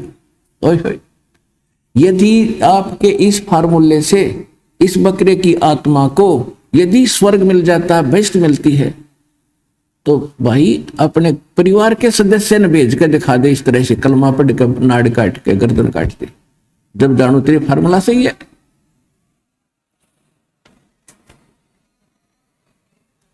कहते एक बकरा, एक मुल्ला मस्जिद में कुके और एक पुकार है बोका, और इनमें कौन स्वर्ग को जागा, हमको लगा है धोखा। क्या कहते हैं कि एक तो मुल्ला मस्जिद में चढ़ के पुकार रहा है, हे अल्लाह अकबर, इस बकरे की रूह को भीष्ट में स्थान देना, औरों को सुना सुना के, जैसे अल्लाह उसके बाप का नौकर है और उसी के आदेश से सब कुछ कर रहा है। हद होगी भाई। और एक बकरा अपनी जान न रो रहा है, मैं मार रहा है, वो काट रहे धीरे धीरे, वो कलमा पढ़ रहे, वो रो रहा है, ला तुम्हारी गर्दन करें कलम, वो कलमा भी पढ़ डाएंगे, सारी बात करेंगे, आज दर गर्दन हमारे पास ला है कल कोई। तो कबीर साहब ये कहा करते थे, ऋषि का उन्होंने विरोध किया था हिंदू और मुसलमानों ने। कहते हैं मांस खावे सो ढेड सब, मद पीवे सो नीच, और कुल की पर दुर्मति पर हरे, नाम राम कहे सो ऊंच, जो नर गोसत खात है प्रत्यक्ष राक्षस जान, और या में संशय है नीचे हिंदू खाओ चाहे मुसलमान। अब कबीर साहब ये कहा करते थे कि एक मुल्ला मस्जिद में कुक है, अल्लाह अकबर, बकरे की रूह को, इस आत्मा को भीष्ट में स्थान देना, और एक वो अपनी जान को बुकरा पुकार रहा है, रो रहा है, मिमा रहा है। तो जिस तरह आप रो रहे हो उसी तरह बकरा पुकार रहे हो, बकरा भी रो रहा है। तो हमने तो इनमें कौन स्वर्ग में जाएगा, हमको लग गया धोखा कि हमने तो ये सब, ये तुम्हारी दोगली बातें हैं, ये तरीका परमात्मा पाने का नहीं है। किसी भी जीव की हिंसा किसी प्रकार कर दो, उसकी तो जान गई। और यदि इतना आसान भिष्ट पाना है तो सबसे पहला काम आप अपने परिवार से सब शुरू करोगे। अब एक छोटी सी बात है, जैसे किसी कोई मंत्री को कोई प्लाट अलॉट करने का, और बढ़िया जगह थोड़े पैसों में बड़ी कीमत का प्लाट मिलता हो, तो वो दूसरों का नंबर ना दे, पहले अपने रिश्तेदारों को, अपने घर के सदस्यों को और मित्र प्यारों को, उनको अलॉट करे। बकरों का नंबर कौन आने दे? अरे ये स्वर्ग ऐसा स्थान जिसको बहुत अच्छा मानते हो, अरवानों को बकरे ने भेज दिया, हम तो यही ठीक है, और भक्ति करो बेस्ट पाने के लिए। तो तुम्हारी कथनी और करनी में दिन रात का अंतर है।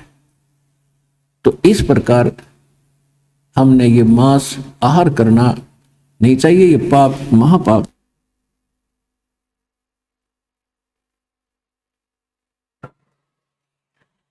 अब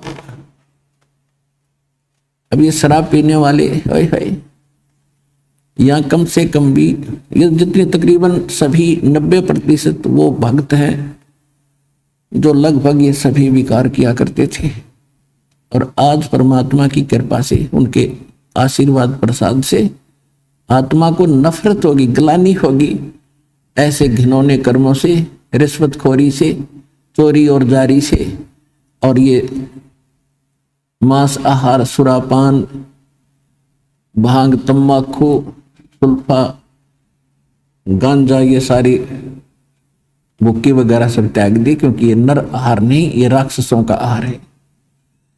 एक शराब पीकर उसके बच्चे बता रहे थे,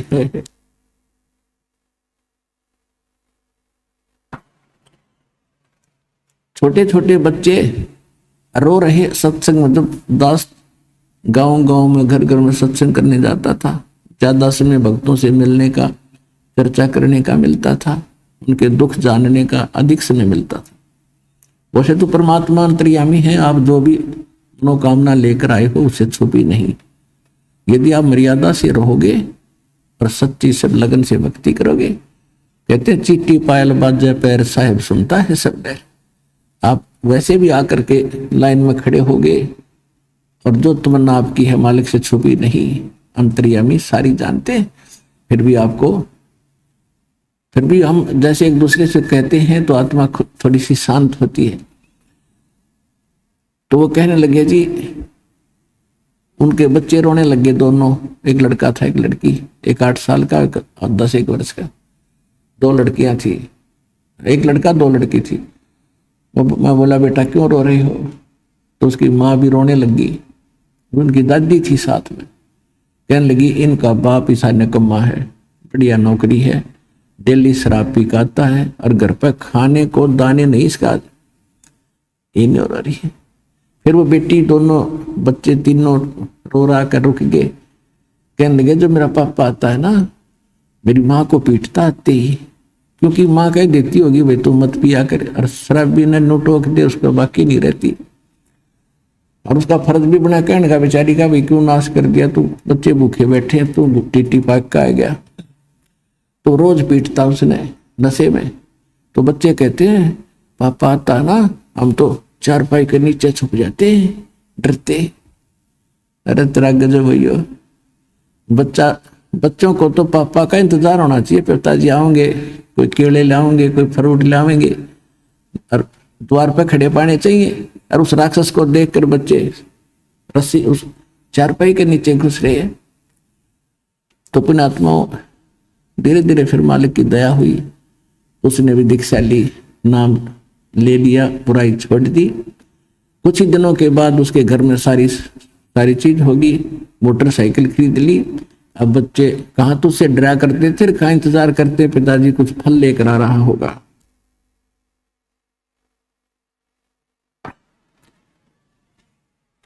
तो फिर वो भक्त कहता है जब उसकी वो शुद्धि में आया, उसकी बुराई छूट गई और इस मनुष्य जीवन में आया वो, तब कहता है जी आप परमात्मा कबीर जी की दया से स्वर्ग तो मेरे घर में इब्बा हो गया, वर्तमान में हो गया। और वह माई भी कह रही थी, और जहां आप ले जाने के लिए कह रहे हो वो सतलोक, वो सुख तो फिर न्यारा ही होगा।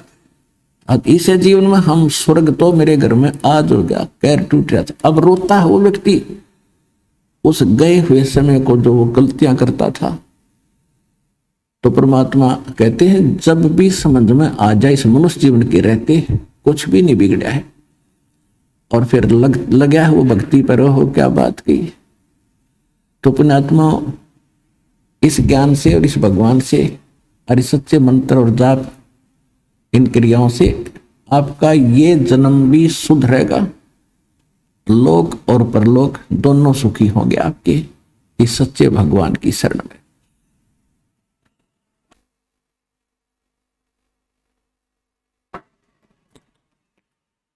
तो ये ऐसा क्यों हो गया कि समाज में बुराई घनी फैल गई और बच्चे देखा देखी बुराई ग्रहण करते हैं, देखा देखी अच्छाई ग्रहण करते हैं। आप फिल्मों में देखते हो हीरो इतनी लंबी सिगरेट लाकर नोक लगाकर फुर फुर करेगा, तो बच्चे उन्हीं को देखते, ये एक्टिंग फिर वो करते। तो इस मीडिया ने, फिल्मों ने सबसे ज्यादा नाश किया हमारी इस जो है कल्चर का। इन्होंने हमें असभ्य बना दिया, और उन्हीं को देख देख के कोई कैसी ड्रेस पहनते हैं, कोई कैसी ड्रेस पहनते हैं, कोई ऐसी बकवास करते हैं। तो उस बुराई को तो काल ने पैदा करना ही था, क्योंकि भक्ति युग आ गया, सबको बर्बाद करना था, बुराइयों से ग्रस्त करना था, भक्ति से हीन करना था, नकली संत भेज के इनको कति अज्ञान से भरना था। लेकिन अब समर्थ के पास वो क्रेन है जो कितना अड़ंगा डाल रखा है, सारी न काट देगी और कति स्वच्छ कर देगा भगवान।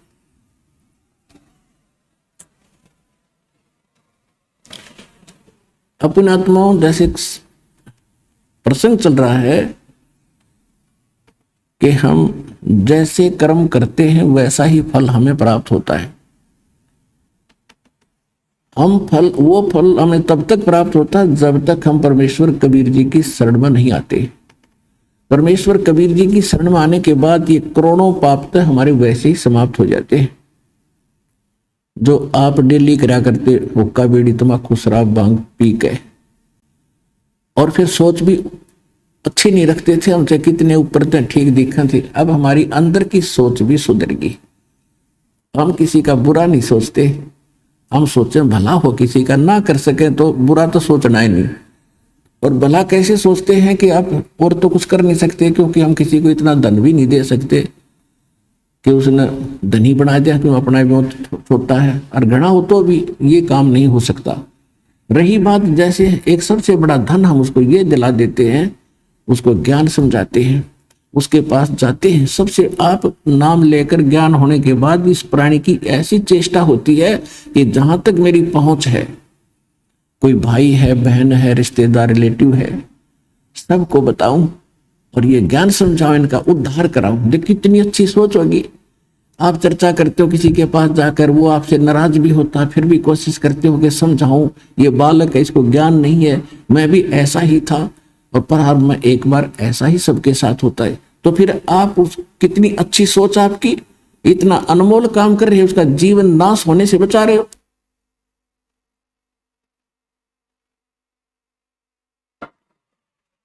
और पहले ये सोच थी कि इसका नाश क्यों कर हो, यू तो घना पैसे वाला हो गया, इस तरह की गंदी सोच या काल की थी।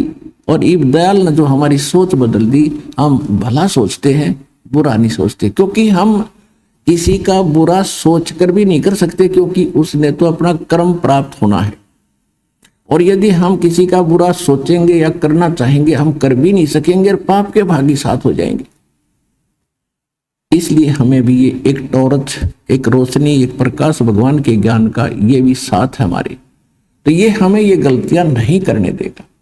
हम कोशिश करते हैं भला हो, बुरा तो हमारे इस डिक्शनरी से ही चला गया। तो फिर हम कितने पापों से बच गए। तो कहने का भाव ये है कि जब तक हम परमात्मा की शरण में नहीं आते तो हम अपना किया हुआ कर्म ही प्राप्त करते हैं, और परमेश्वर की शरण में आने के बाद फिर हम पाप कर्म को नहीं भोगेंगे और केवल पुण्य हमारे शेष रह जाएंगे। कैसे? जैसे पहले इस एक मेडिसिन की खोज नहीं हुई थी, एक दवाई की। जैसे खेत में खेती बीजता है, खेती बोता है किसान, उसमें खरपतवार भी बहुत उग जाता है। पहले उसका कोई विकल्प नहीं था, वो खरपतवार भी और फसल भी साथ ही पका करते थे उसके अंदर ही, गेहूं में। और अब एक ऐसी मेडिसिन दवाई होगी है कि उसको उसमें डाल देते हैं खेती में, वो खरपतवार को फूंक देती है और फसल को हानि नहीं करती। वो खरपतवार खत्म हो गया, जल गया, और फसल स्वस्थ होगी, क्योंकि वो स्वस्थ है। और ज्यादा, क्योंकि पहले वो हानि कर रहा था खरपतवार, उस खुराक ले रहा था उसकी, वो बच गई, वो और मजबूत और बढ़िया उपजाऊ यानी घनी उपज बनी। इसी प्रकार पहले हमारे इन सदग्रंथों में जो हम सिरोधार्य मानते थे, वेद और गीता, पुराण, कुरान, बाइबल, इनके अंदर वो मंत्र नहीं थे जिनसे पाप नाश हो सके। वो केवल अन्य लाभ अवश्य देते थे, उसमें पाप भी साथ फले थे खरपतवार की तरह। अब परमात्मा का वो सतनाम और सारनाम ऐसा है, इन पापों को नाश कर देगा, पुण्य सुरक्षित आपके ज्यों के त्यों रह जाएंगे फसल की तरह। तो ये तरीका, ये डिस्कवरी आज हुई है इस दास के माध्यम से। परमात्मा ने तो पहले ही दे रखी थी, लेकिन उसका पता नहीं था हमें।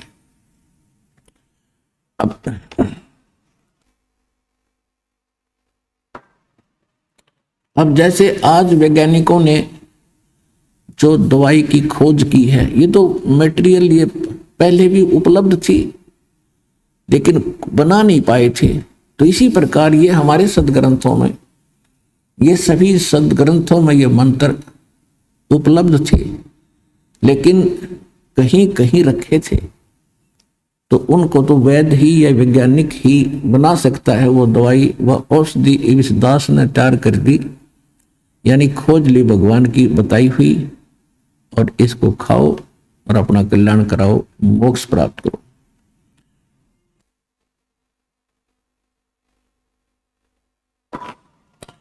अब परमात्मा जब आए थे, प्रत्येक को ज्ञान समझाया करते थे। हिंदुओं को भी कहते थे कि तुम सत साधना ना करके गुमराह किए हुए हो इन भोली आत्मा। हिंदुओं के गुरुओं को कहते थे कि तुम इन भोली आत्माओं को भ्रमित किए हुए हो। आप जिन भगवानों की भक्ति करते हो उनसे आपका मोक्ष नहीं हो सकता, आपके पाप भी नाश नहीं हो सकते। एक समय एक ब्राह्मण परिवार पैर टूट रहा उसके घर पे, 2 लड़के 2 लड़की, चारों मेंटली डिस्टर्ब,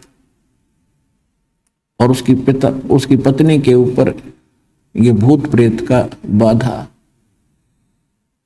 और परमात्मा यानी कबीर परमेश्वर जी रामानंद जी के पास जाते थे, क्योंकि परमात्मा जी ने स्वामी रामानंद जी जो एक ब्राह्मण थे, बड़े विद्वान माने जाते थे वेदों और गीता के पुराणों के, उनको ज्ञान से परास्त करके सच्चा ज्ञान उनके हृदय में भरने की चेष्टा किया करते थे, जाते थे, समझाते थे।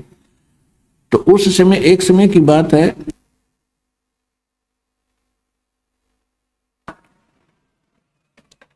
रामानंद जी के पास वो ब्राह्मण आया जिसका परिवार घना दुखी था। कबीर परमात्मा वहां बैठे थे और उस ब्राह्मण ने बताया कि हे गुरुवर, हे स्वामी रामानंद जी, आपने जो भी क्रियाएं मुझे बताई हैं मैंने सारी कर ली। कोई जंतर मंत्र बताए थे या कोई और भजन करने को बताया था, कोई दान पुण्य कहा था, मैंने सारा कर दिया, लेकिन मुझे कोई राहत मिली नहीं महाराज जी।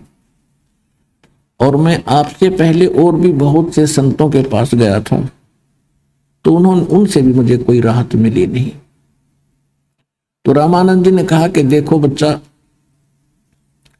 कुछ ऐसे कर्म होते हैं, पाप होते हैं जो भोगने ही पड़ते हैं, उनको वो आपके प्रारब्ध में लिखे हुए हैं। प्रारब्ध में, प्रारब्ध क्या होता है कि जैसे आपके पूर्व जन्म के पुण्य और पाप इकट्ठे हैं, संग्रहित हैं। जिनके पुण्य थोड़े हैं और पाप घने हैं, तो पुण्यों का भी रेशो ले लिया, जैसे 40% ले लिए पुण्य और 60% पाप ले लिए, और उन दोनों को रेशो बना दी, या उन पुण्यों में से 20-20% ले लिया, तो उनका बना करके एक प्रारब्ध यानी जीवन बना दिया कि इसमें इतने दुख पाओगा, इतने सुख प्राप्त होंगे, ये तो होंगे ही होंगे। इसको प्रारब्ध बोलते हैं, जो किस्मत में लिख दिया, मस्तिष्क में जो रेख लिख दी, अंकित कर दिए, ये तो भोगने पड़ेंगे। रामानंद जी कह रहा था कि बेटा, इन क्रियाओं से भी तुझे राहत नहीं मिली, तो ये साधना जो तूने की है इससे कोई राहत नहीं मिली, तो तेरे प्रारब्ध के पाप कर्म हैं, ये तो तुझे भोगने पड़ेंगे आजीवन। अब वो हताश हो गया और कहा बेटा भक्ति तो करनी चाहिए, करता रहे। अब परमात्मा बैठे थे, स्वामी जी आप वेदों को सत्य मानते? रामानंद जी को कह रहे थे। स्वामी रामानंद जी कहने लगे, ओहो वेद तो एक नंबर के सदग्रंथ हैं, इनको कौन असत्य मान सकता है? तो उन्होंने कहा कि यजुर्वेद अध्याय नंबर 8 के, वो परमात्मा ने पूछा क्या इन वेदों में कहीं ऐसा लिखा है कि पाप नाश हो जाते हैं?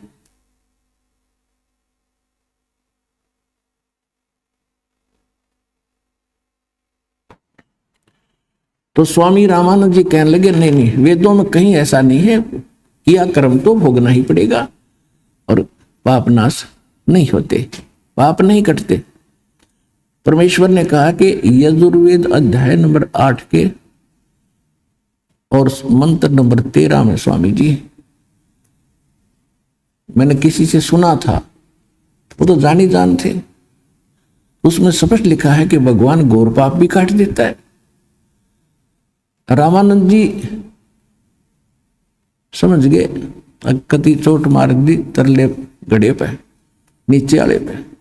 तो कहने लगा कि बेटा, कहने लगे बच्चा बिल्कुल सही लिखा, क्योंकि उसको याद थे, कंठस्थ थे सारे वेद। तो इसके विषय में परमात्मा कहते हैं कि मोती मुक्ता दर्शत नाही, ये जग है सब अंदरे, और दिखत के नैन चश्मिन का फिरा मोतिया बेंद्रे।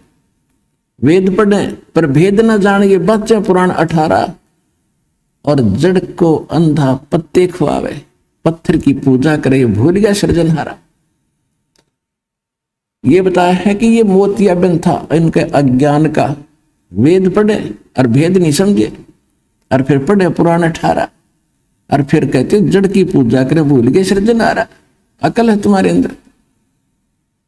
अब रामानंद जी कहने लगे हाँ ऐसा तो है बच्चा, उसमें तो लिखा है।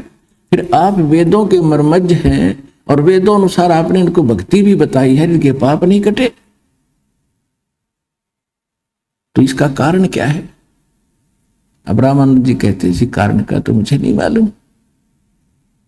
ये तो सुसिद्ध है कि आप जो साधना वेद अनुसार गीता और पुराण अनुसार करते हो उससे तो हो ही नहीं रहा आपका कोई, यानी पाप नाश हो ही नहीं रहा। और पाप नाश नहीं होगा इतना दुख नहीं मिटे, क्योंकि पाप से ही दुख प्राणी को होता है। फिर आप कहते हो कि भक्ति कर लो, ये भक्ति कर लेगा। किसी के पैर में कांटा लगा हो और वो जाए उसके कारण पीड़ा है, कांटा उसको नहीं दिखाई दे रहा, अंदर ठुक गया, और किसी के पास जाता उसने देख जाकर बता दिया कांटा लगा भाई इस कारण से पीड़ा है, और वो कोशिश करता वो कांटा नहीं निकलता है, फिर क्या सलाह देता है कि कांटा तो निकला नहीं, अब जूते पैर ले, आगे कांटा नहीं लगेगा, जूते तो पहनने चाहिए। अरे कांटा लगे पैर में जूता पहने नहीं जा, वो कांटा निकले और फिर सलाह दे भाई आगे मत निकाल दिए इसने, तो बहुत दुखी हो जाएगा। तो वो इस डर से फिर वो कांटा निकलने के बाद जूते पहनेगा, क्योंकि वो पीड़ा से परिचित हो चुका है, फिर वो जूते कभी नहीं उतारेगा। तो यहां जितने भी भक्त आ रहे हैं ये कर्मों के कांटों से इतने ग्रस्त हैं, 6-6 कांटे लग रहे इनका 10-10। अरे परमात्मा के पास सारे औजार हैं, सारे काट देगा। और फिर इनको सलाह दी जाएगी कि आगे से गलतियां मत करना, ये राम नाम का जूता मत निकाल देना, तो ये सारी जिंदगी नहीं निकाल सकते। और भक्ति तभी होगी जब ये कांटा निकल लेगा पाप कर्म का।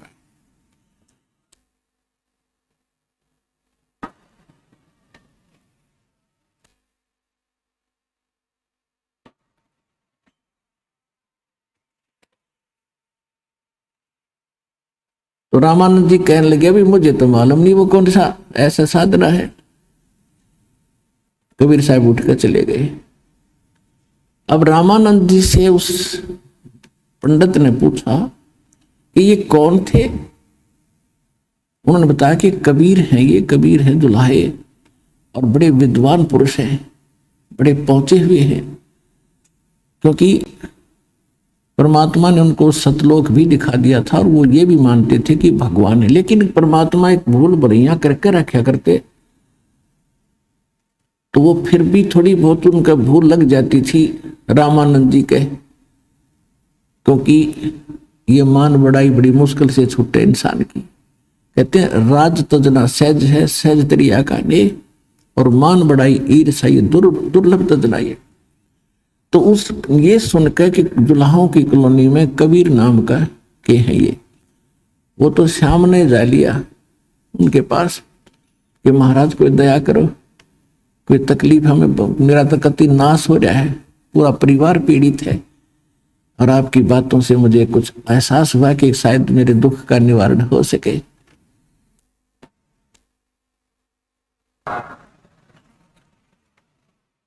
परमात्मा बोले भाई आप पंडित जी ब्राह्मण और मैं एक दानक दुल्हा शूद्र, अब देख विधि तो मैं बता दूंगा और तेरा समाधान भी हो जाएगा। पर एक बात समझ लेना, यहां से दीक्षा लेकर और जय तेरे मन में न्यू आगे तू ब्राह्मण और यू दानक, उससे दिन वो कैर फिर से टूट जाएगा तेरे ऊपर। गुरु के प्रति जरा सी भी हीनता आगी, उसी दिन से तुम्हारे कनेक्शन कट जाएगा। और कनेक्शन कटने के बाद जैसे बिजली का कनेक्शन मिला हुआ है, जब तक कनेक्शन चालू है तो पंखा भी चल रहा है, कूलर भी चल रहा है, दूध भी बिलोया जा रहा है, पानी भी निकल रहा है और बल्ब भी जग रहा है। और जिसमें आपका ये कनेक्शन कट जाएगा सारी सुविधाएं बंद हो जाएंगी, ये ध्यान रखना है। अब वो तो दुखी था, जैसे परमात्मा की एक वाणी है कि मात पिता सुत स्त्री आलस बंधु कान और संत मिलन को जब चले ये अटका में आए, और इनका अटकाया अटके नहीं, संत मिलन को जाए कह कबीर सो संत आवागमन नसाए।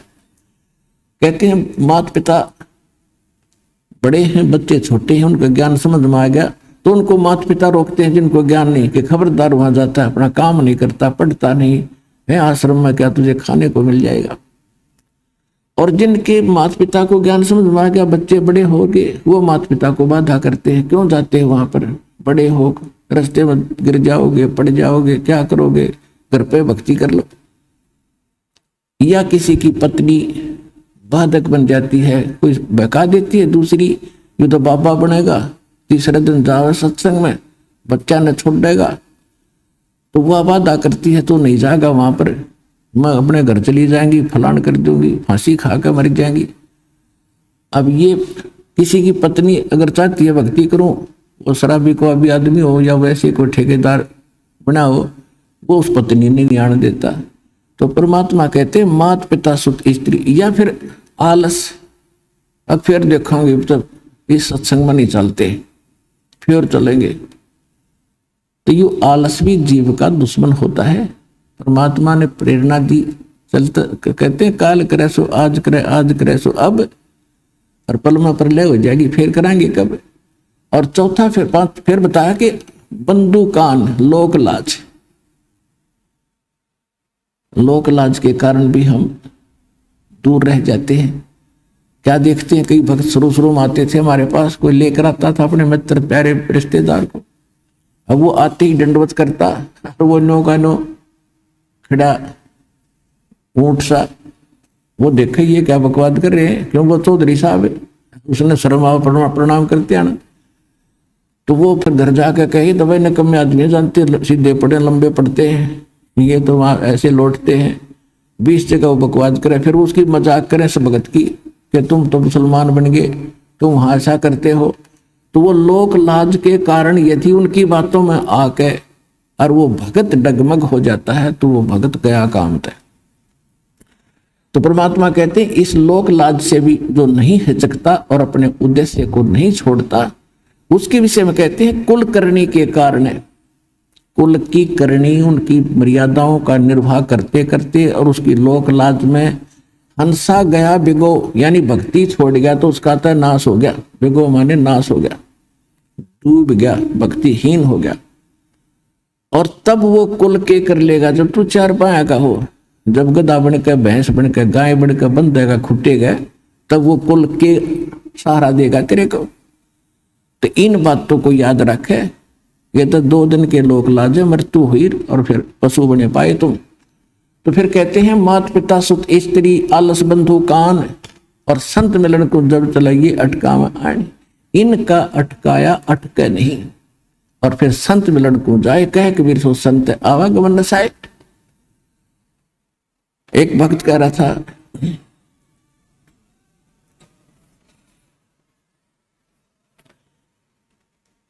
बहुत प्रकार के भक्तों के साथ इस संघर्ष से गुजरना पड़ता। कई बहनें भी ऐसी होती हैं, उनका पति कहता है कि तू आश्रम में गई और मैं मरूंगा गोली खा के। बता कोई बात हुई मूर्ख की? भाई तुझे क्या बाधा है, क्या दिक्कत लगती है इसके वहां जाने में? कम से कम आप साथ आओ, नाम बेशक ना लो, आप साथ आओ और देखो यहाँ के वातावरण को। अच्छा लगे तो आगे आप भी आओ और उनको भी आने दो। नहीं, उस बेटी को बच्ची को रोक के पाप का भागी बनता है व्यक्ति, उसके बाधक बन के। इसी प्रकार कोई बहन है, वो भी आट अड़ा देती है कि भगत बताते हैं मेरी धर्मपत्नी भगतमती बहुत बाधा करती है, कहती है सत्संग में जाएगा तो बच्चों को लेकर मैं अपने मायके चली जाऊंगी, बड़ी छुप छुप के आता हूं, दया करो। तो ये इस तरह की बाधाएं काल ने पैदा कर रखी है कि भक्ति ना करे और कितना धक्के खा ले और कुछ भी अच्छा बुरा करे, कोई नहीं कहेगा क्यों कर रहा है। तो उसके लिए कहते हैं लोक लाज मर्याद जगत की, और कहते हैं तरण जो तोड़ बगावे जब कोई राम भगत गत पावे। लोक लाज ना कीजिए निर्भय हो रही है, और ये मन संतों दीजिए तो गोविंद पाइए। कहते हैं अब जैसे मीराबाई को भी यही इन्हीं बाधाओं का सामना करना पड़ा था, लेकिन तोड़गी सब जंजीरों को। आज उस बहन का नाम उन महापुरुषों में, पुण्यात्माओं में सबकी जुबान पर है। और यदि वो लोक लाज में आके और मर्यादाहीन और भक्तिहीन हो जाती तो कोई ना याद करता कि कितनी बहन मरे। और जब तक ये पृथ्वी रहेगी मीराबाई का नाम रोशन रहेगा, क्योंकि उसने लोक लाज तोड़ के भगवान, संसार छोड़ के भगवान से उससे जुड़ी और उसको तन मन धन से निभाया। इसी प्रकार जो भक्त भक्ति करेगा इन बाधाओं से चीरता हुआ चलना पड़ेगा, परमात्मा आपके पल पल पर साथ देगा।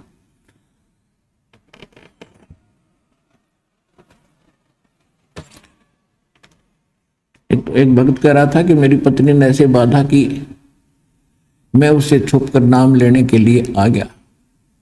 उसको पता नहीं के भूतनी बड़ी, उसने फोन कराया, कहाँ हो?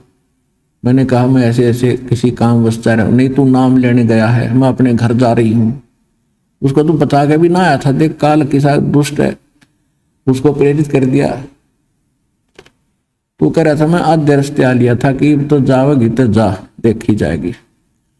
तो कल न और कोई आंट लागे जाएगी, यूं काम तक करूं, पहले नाम ले गया, वो अपने चली गई घर पे। आगे परमात्मा ने दया करी, सद्बुद्धि आगे, फिर उस बहन ने भी नाम ले लिया कुछ दिन के बाद। तो ये काल के दूत भी आपस में, क्योंकि ये प्रेत आत्माएं जो भटभ्रमित हैं, ये भी सबके घरों में बैठी हैं। उनको पता है कि यो नाम रिया भक्ति यहाँ आई और थारी यहाँ से छुट्टी, तुम भागोगे यहाँ से। तो वो कराते हैं बकवाते। और परमात्मा क्या कहते हैं, देवी देव ठाडे बहे हमको ठोर बताओ। परमात्मा कबीर जी का नाम लेने के बाद ये सभी देवी देवता भूत पितर उस घर को छोड़ जाते हैं, क्योंकि उनकी पूजा वहां नहीं होती। तब परमात्मा के पास, कबीर जी के पास आए, कहा कि आपकी भक्ति जो करते हैं उन्होंने हमारी सब साधनाएं त्याग दी, अब हमें जगह बताओ हम कहाँ जाएं। तो कबीर साहब कहते हैं जो मुझको पूजा नहीं उनको लूटो खाओ, जो मेरी भक्ति नहीं करते तुम्हारे लिए छोड़ रखे, उन पर प्रभाव पिंड जाओ।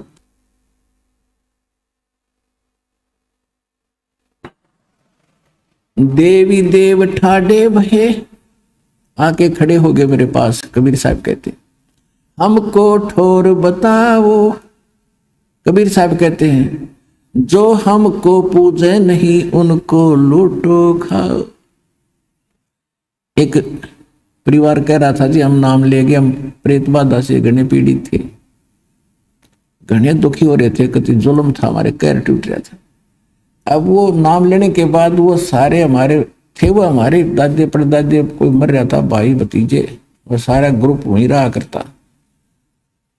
तो फिर वो निकल गए वहां से, वो दूसरे परिवारों में, वो तो सारे सरपट सपट्टे करा करते, उन्हें भी दुखी रखे थे, हम भी दुखी थे, वो भी इलाज कराते थे, हम भी कहीं से इलाज करा रहे थे, कुछ नहीं हुआ था।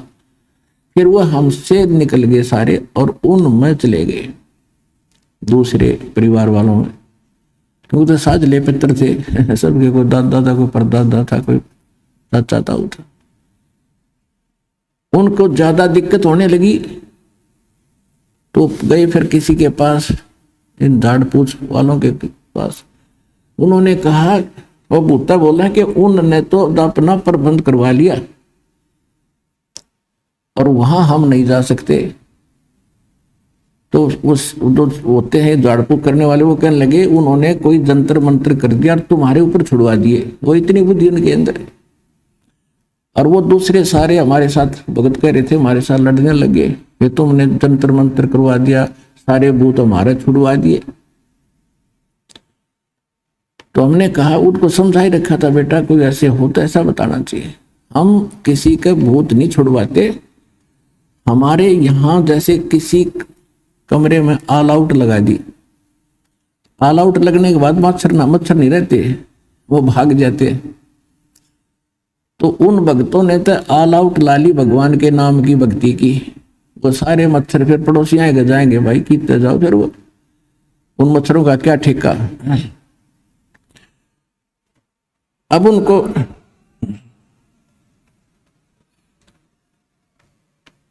उनसे वो फिर आकर कहने लगे, जी ऐसे ऐसे कहते माँ बेटा, उनको समझाओ कि तुम भी आओ, यदि आप ये मानते हो कि हमने जाब्ता करवा लिया सारे भाग्य, तो आप भी आ जाओ।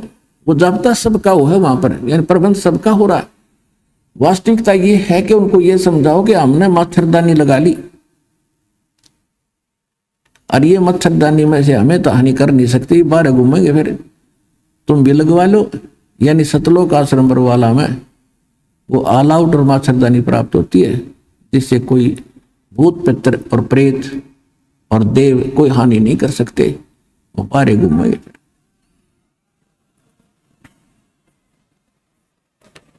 तो प्रसंग चल रहा है कि वो एक ब्राह्मण बैठा था, उसको परमात्मा कह रहे थे कि आप ब्राह्मण और मैं एक दानक शूद्र, यदि आपने दीक्षा लेने के बाद आपके किसी के कहने से भी मन में नहीं आगी में या तो बेइज्जती होगी, तो उसी दिन तेरा नाम खंड और भक्ति खत्म हो जाएगी तेरी, फिर वो दुख जो के तुम बने रहेंगे। अब वो दुखी था, दुखी आदमी ने कौन, लोग लाज तो बहुत दूर की बातें हैं, कहने लगे महाराज घना तंग हो लिया मैं, और कुछ भी को समाज में आपकी प्रत्येक आज्ञा का पालन करूंगा और आप मेरे भगवान, में आपका बालक है। तो परमात्मा ने कहा ठीक है भाई, ये नाम ले, और सारे परिवार ने दीक्षा दिला। अब जल्दी से विश्वास नहीं होता, वो पहले खुद नाम लेकर गया, उसको ऐसा लगा जैसे टनों वजन उसके सिर से हटा दिया हो। फिर पहले वो लिया दोनों लड़कों को, पागल हो रहे, पागल ने ऐसे करे बैठे, देख सारे दिन उनके उनने लटपट रहे, परमात्मा के पास ले आया उठा के। परमात्मा ने दया करी, धीरे धीरे उनको कुछ वो भक्ति करने लगे और वो ठीक हो गए दोनों बच्चे। फिर बेटियों को लाया, वो भी स्वस्थ हो गई, उसकी पत्नी भी साथ आई, यानी पूरे परिवार को दीक्षा दे दी परमात्मा ने। ऐसा स्वस्थ हो गए, ना जाने कितने उनके ऊपर कर्ज हो गया था, कुछ ही दिनों में दाता की दया से वो कर्ज मुक्त भी हो गए, घर भी स्वस्थ हो गया। पहले प्रत्येक रिश्तेदार भी उनसे दुखी थे कि ये आदमी आ गया और कुछ 150 रुपये मांगन आया होगा। तो उसके बाद जब उसकी वो सचीची बदली तो सब दांतों तले उंगली दबा रहे थे, यानी पाप कर्म परमात्मा ने काट दिए। पापों से दुख था, कष्ट था, तो समर्थ का शरणाग हो, रंग होरी हो, भाई कदे न हो ए काज राम रंग होरी हो। जब ही सतनाम हृदय धरो, भयो पाप को नाश, और जैसे चंगारी अग्नि की वही पड़े पुराने घासे। ओए होए, जम जो राजा से डरे ये मिटे कर्म के लेख, अदली असल कबीर है ये कुल के सतगुरु एक। मासा घटे न तिल बधे, वेद ना लिखे जो लेख, और सच्चा सतगुरु मेट कर ऊपर मार दे मेघ।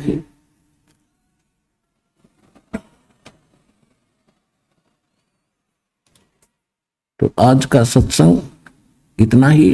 अब आपको कुछ भक्तों के अनुभव सुनाएंगे, वो भी ध्यान पूर्वक सुनना। सत साई। नमस्कार सर। नमस्ते सर। सर क्या नाम है आपका? राकेश कुमार जी। राकेश जी, आप कहाँ से हैं? बरवाला दिल्ली 39 से आया हूँ जी मैं। सर संत रामपाल जी महाराज से नाम दीक्षा आपने कब ली? 5वें महीने में 2014 में जी। सर संत रामपाल जी महाराज से नाम दीक्षा लेने से पहले क्या आप कोई भक्ति साधनाएं भी करते थे? मैं बहुत सभी देवी देवताओं की पूजा करता था जी मैं, और 5-5 घंटे बैठा रहता था जोत के ऊपर। मेरे ऊपर माता की चौकी आती थी, हनुमान जी की आती थी, और हनुमान चालीसा करता था 108 बार। 108 बार बजरंग बाण करता था, आरती करता था सभी देवी देवताओं की। और इनको करने से सर नौकरी भी छूट जाती थी मेरे को इनके करते करते जी। एक गुरु बना रखे थे तिमारपुर में दिल्ली में। मैं उनसे कहता गुरु जी ऐसे ऐसे हो गया मेरे साथ। वो ये कहते थे बाबा तेरी परीक्षा ले रहे हैं बालाजी महाराज। सर फिर आप संत रामपाल जी महाराज की शरण में कैसे आए? मेरी भगतमती पहले जुड़ी हुई थी जी संत रामपाल जी महाराज से। उन्होंने बोला था संत रामपाल जी महाराज से नाम ले लो। और वो बीमार बहुत रहती जी मेरी घरवाली, वो सोजन भी, बुखार भी, और उसके पथरी भी थी। संत रामपाल जी महाराज से उन्होंने नाम लिया। नाम लेने के बाद उनको काफ़ी ठीक होगी वो। मेरे को यकीन नहीं था संत रामपाल जी महाराज पे। तब मगर ये तो सारे देवी देवताओं की पूजा छुड़वाते हैं, फिर क्या फ़ायदा इनका, हमारे पूर्वजों की वो है ये तो।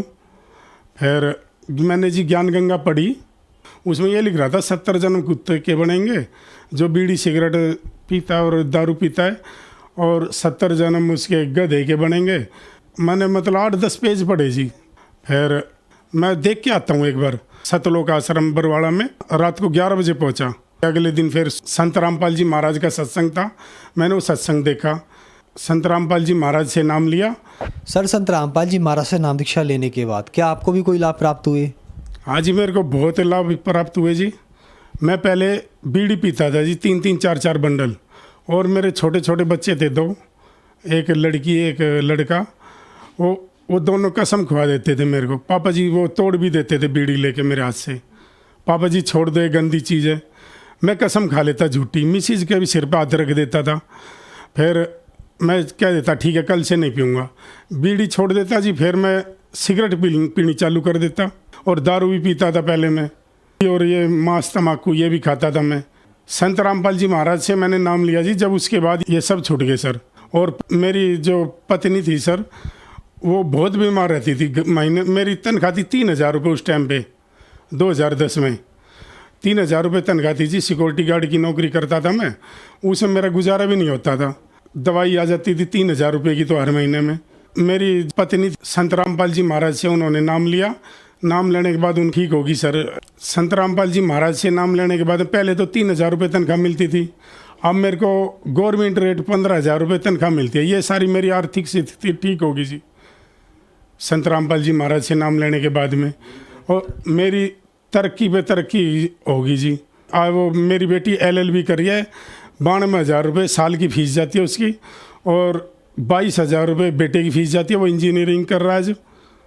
और आज मेरे को पैसे मांगने की ज़रूरत ही नहीं पड़ती कि संत रामपाल जी महाराज की कृपा से आज पूरा परिवार सुखी है जी। और अब ना कोई रोग है चारों सदस्य में, और आर्थिक स्थिति हमारी बहुत बढ़िया है जी। सर संत रामपाल जी महाराज से नाम दीक्षा लेने के बाद आपको लाभ ही लाभ मिले, तो जो दर्शक आज आपको देख रहे हैं आप उन्हें क्या कहना चाहेंगे? मैं उनको यही कहूँगा सर, संत रामपाल जी महाराज से नाम लो और अपना कल्याण करवाओ जी। जैसे मैं दुखी था, अब मैं बहुत सुखी हूँ, ऐसे आप भी सुखी हो जाओगे। सर संत रामपाल जी महाराज से नाम दीक्षा कैसे ले सकते हैं? साधना चैनल है, शाम को 7:30 बजे आता है, उसमें पट्टी नीचे चलती है, उसमें फ़ोन नंबर लिखे हुए हैं जी, और SMS नंबर है, उनमें फ़ोन करो। संत रामपाल जी महाराज से अपना नाम ले सकते हैं जी। धन्यवाद सर।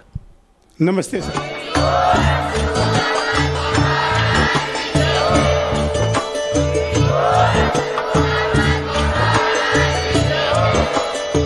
आप सुन रहे थे जगत गुरु तत्वदर्शी संत रामपाल जी महाराज जी के मंगल प्रवचन। अधिक जानकारी के लिए विजिट कीजिए हमारी वेबसाइट www.jagatgururampalji.org। संत रामपाल जी महाराज जी के शुभ आशीर्वाद से पूरे विश्व भर में 500 से भी ज्यादा नाम दीक्षा केंद्र हैं, जिन पर संत रामपाल जी महाराज जी द्वारा ऑनलाइन निशुल्क नाम दीक्षा दी जा रही है। अपने नजदीकी नाम दीक्षा केंद्र का पता करने के लिए संपर्क करें 8222880541।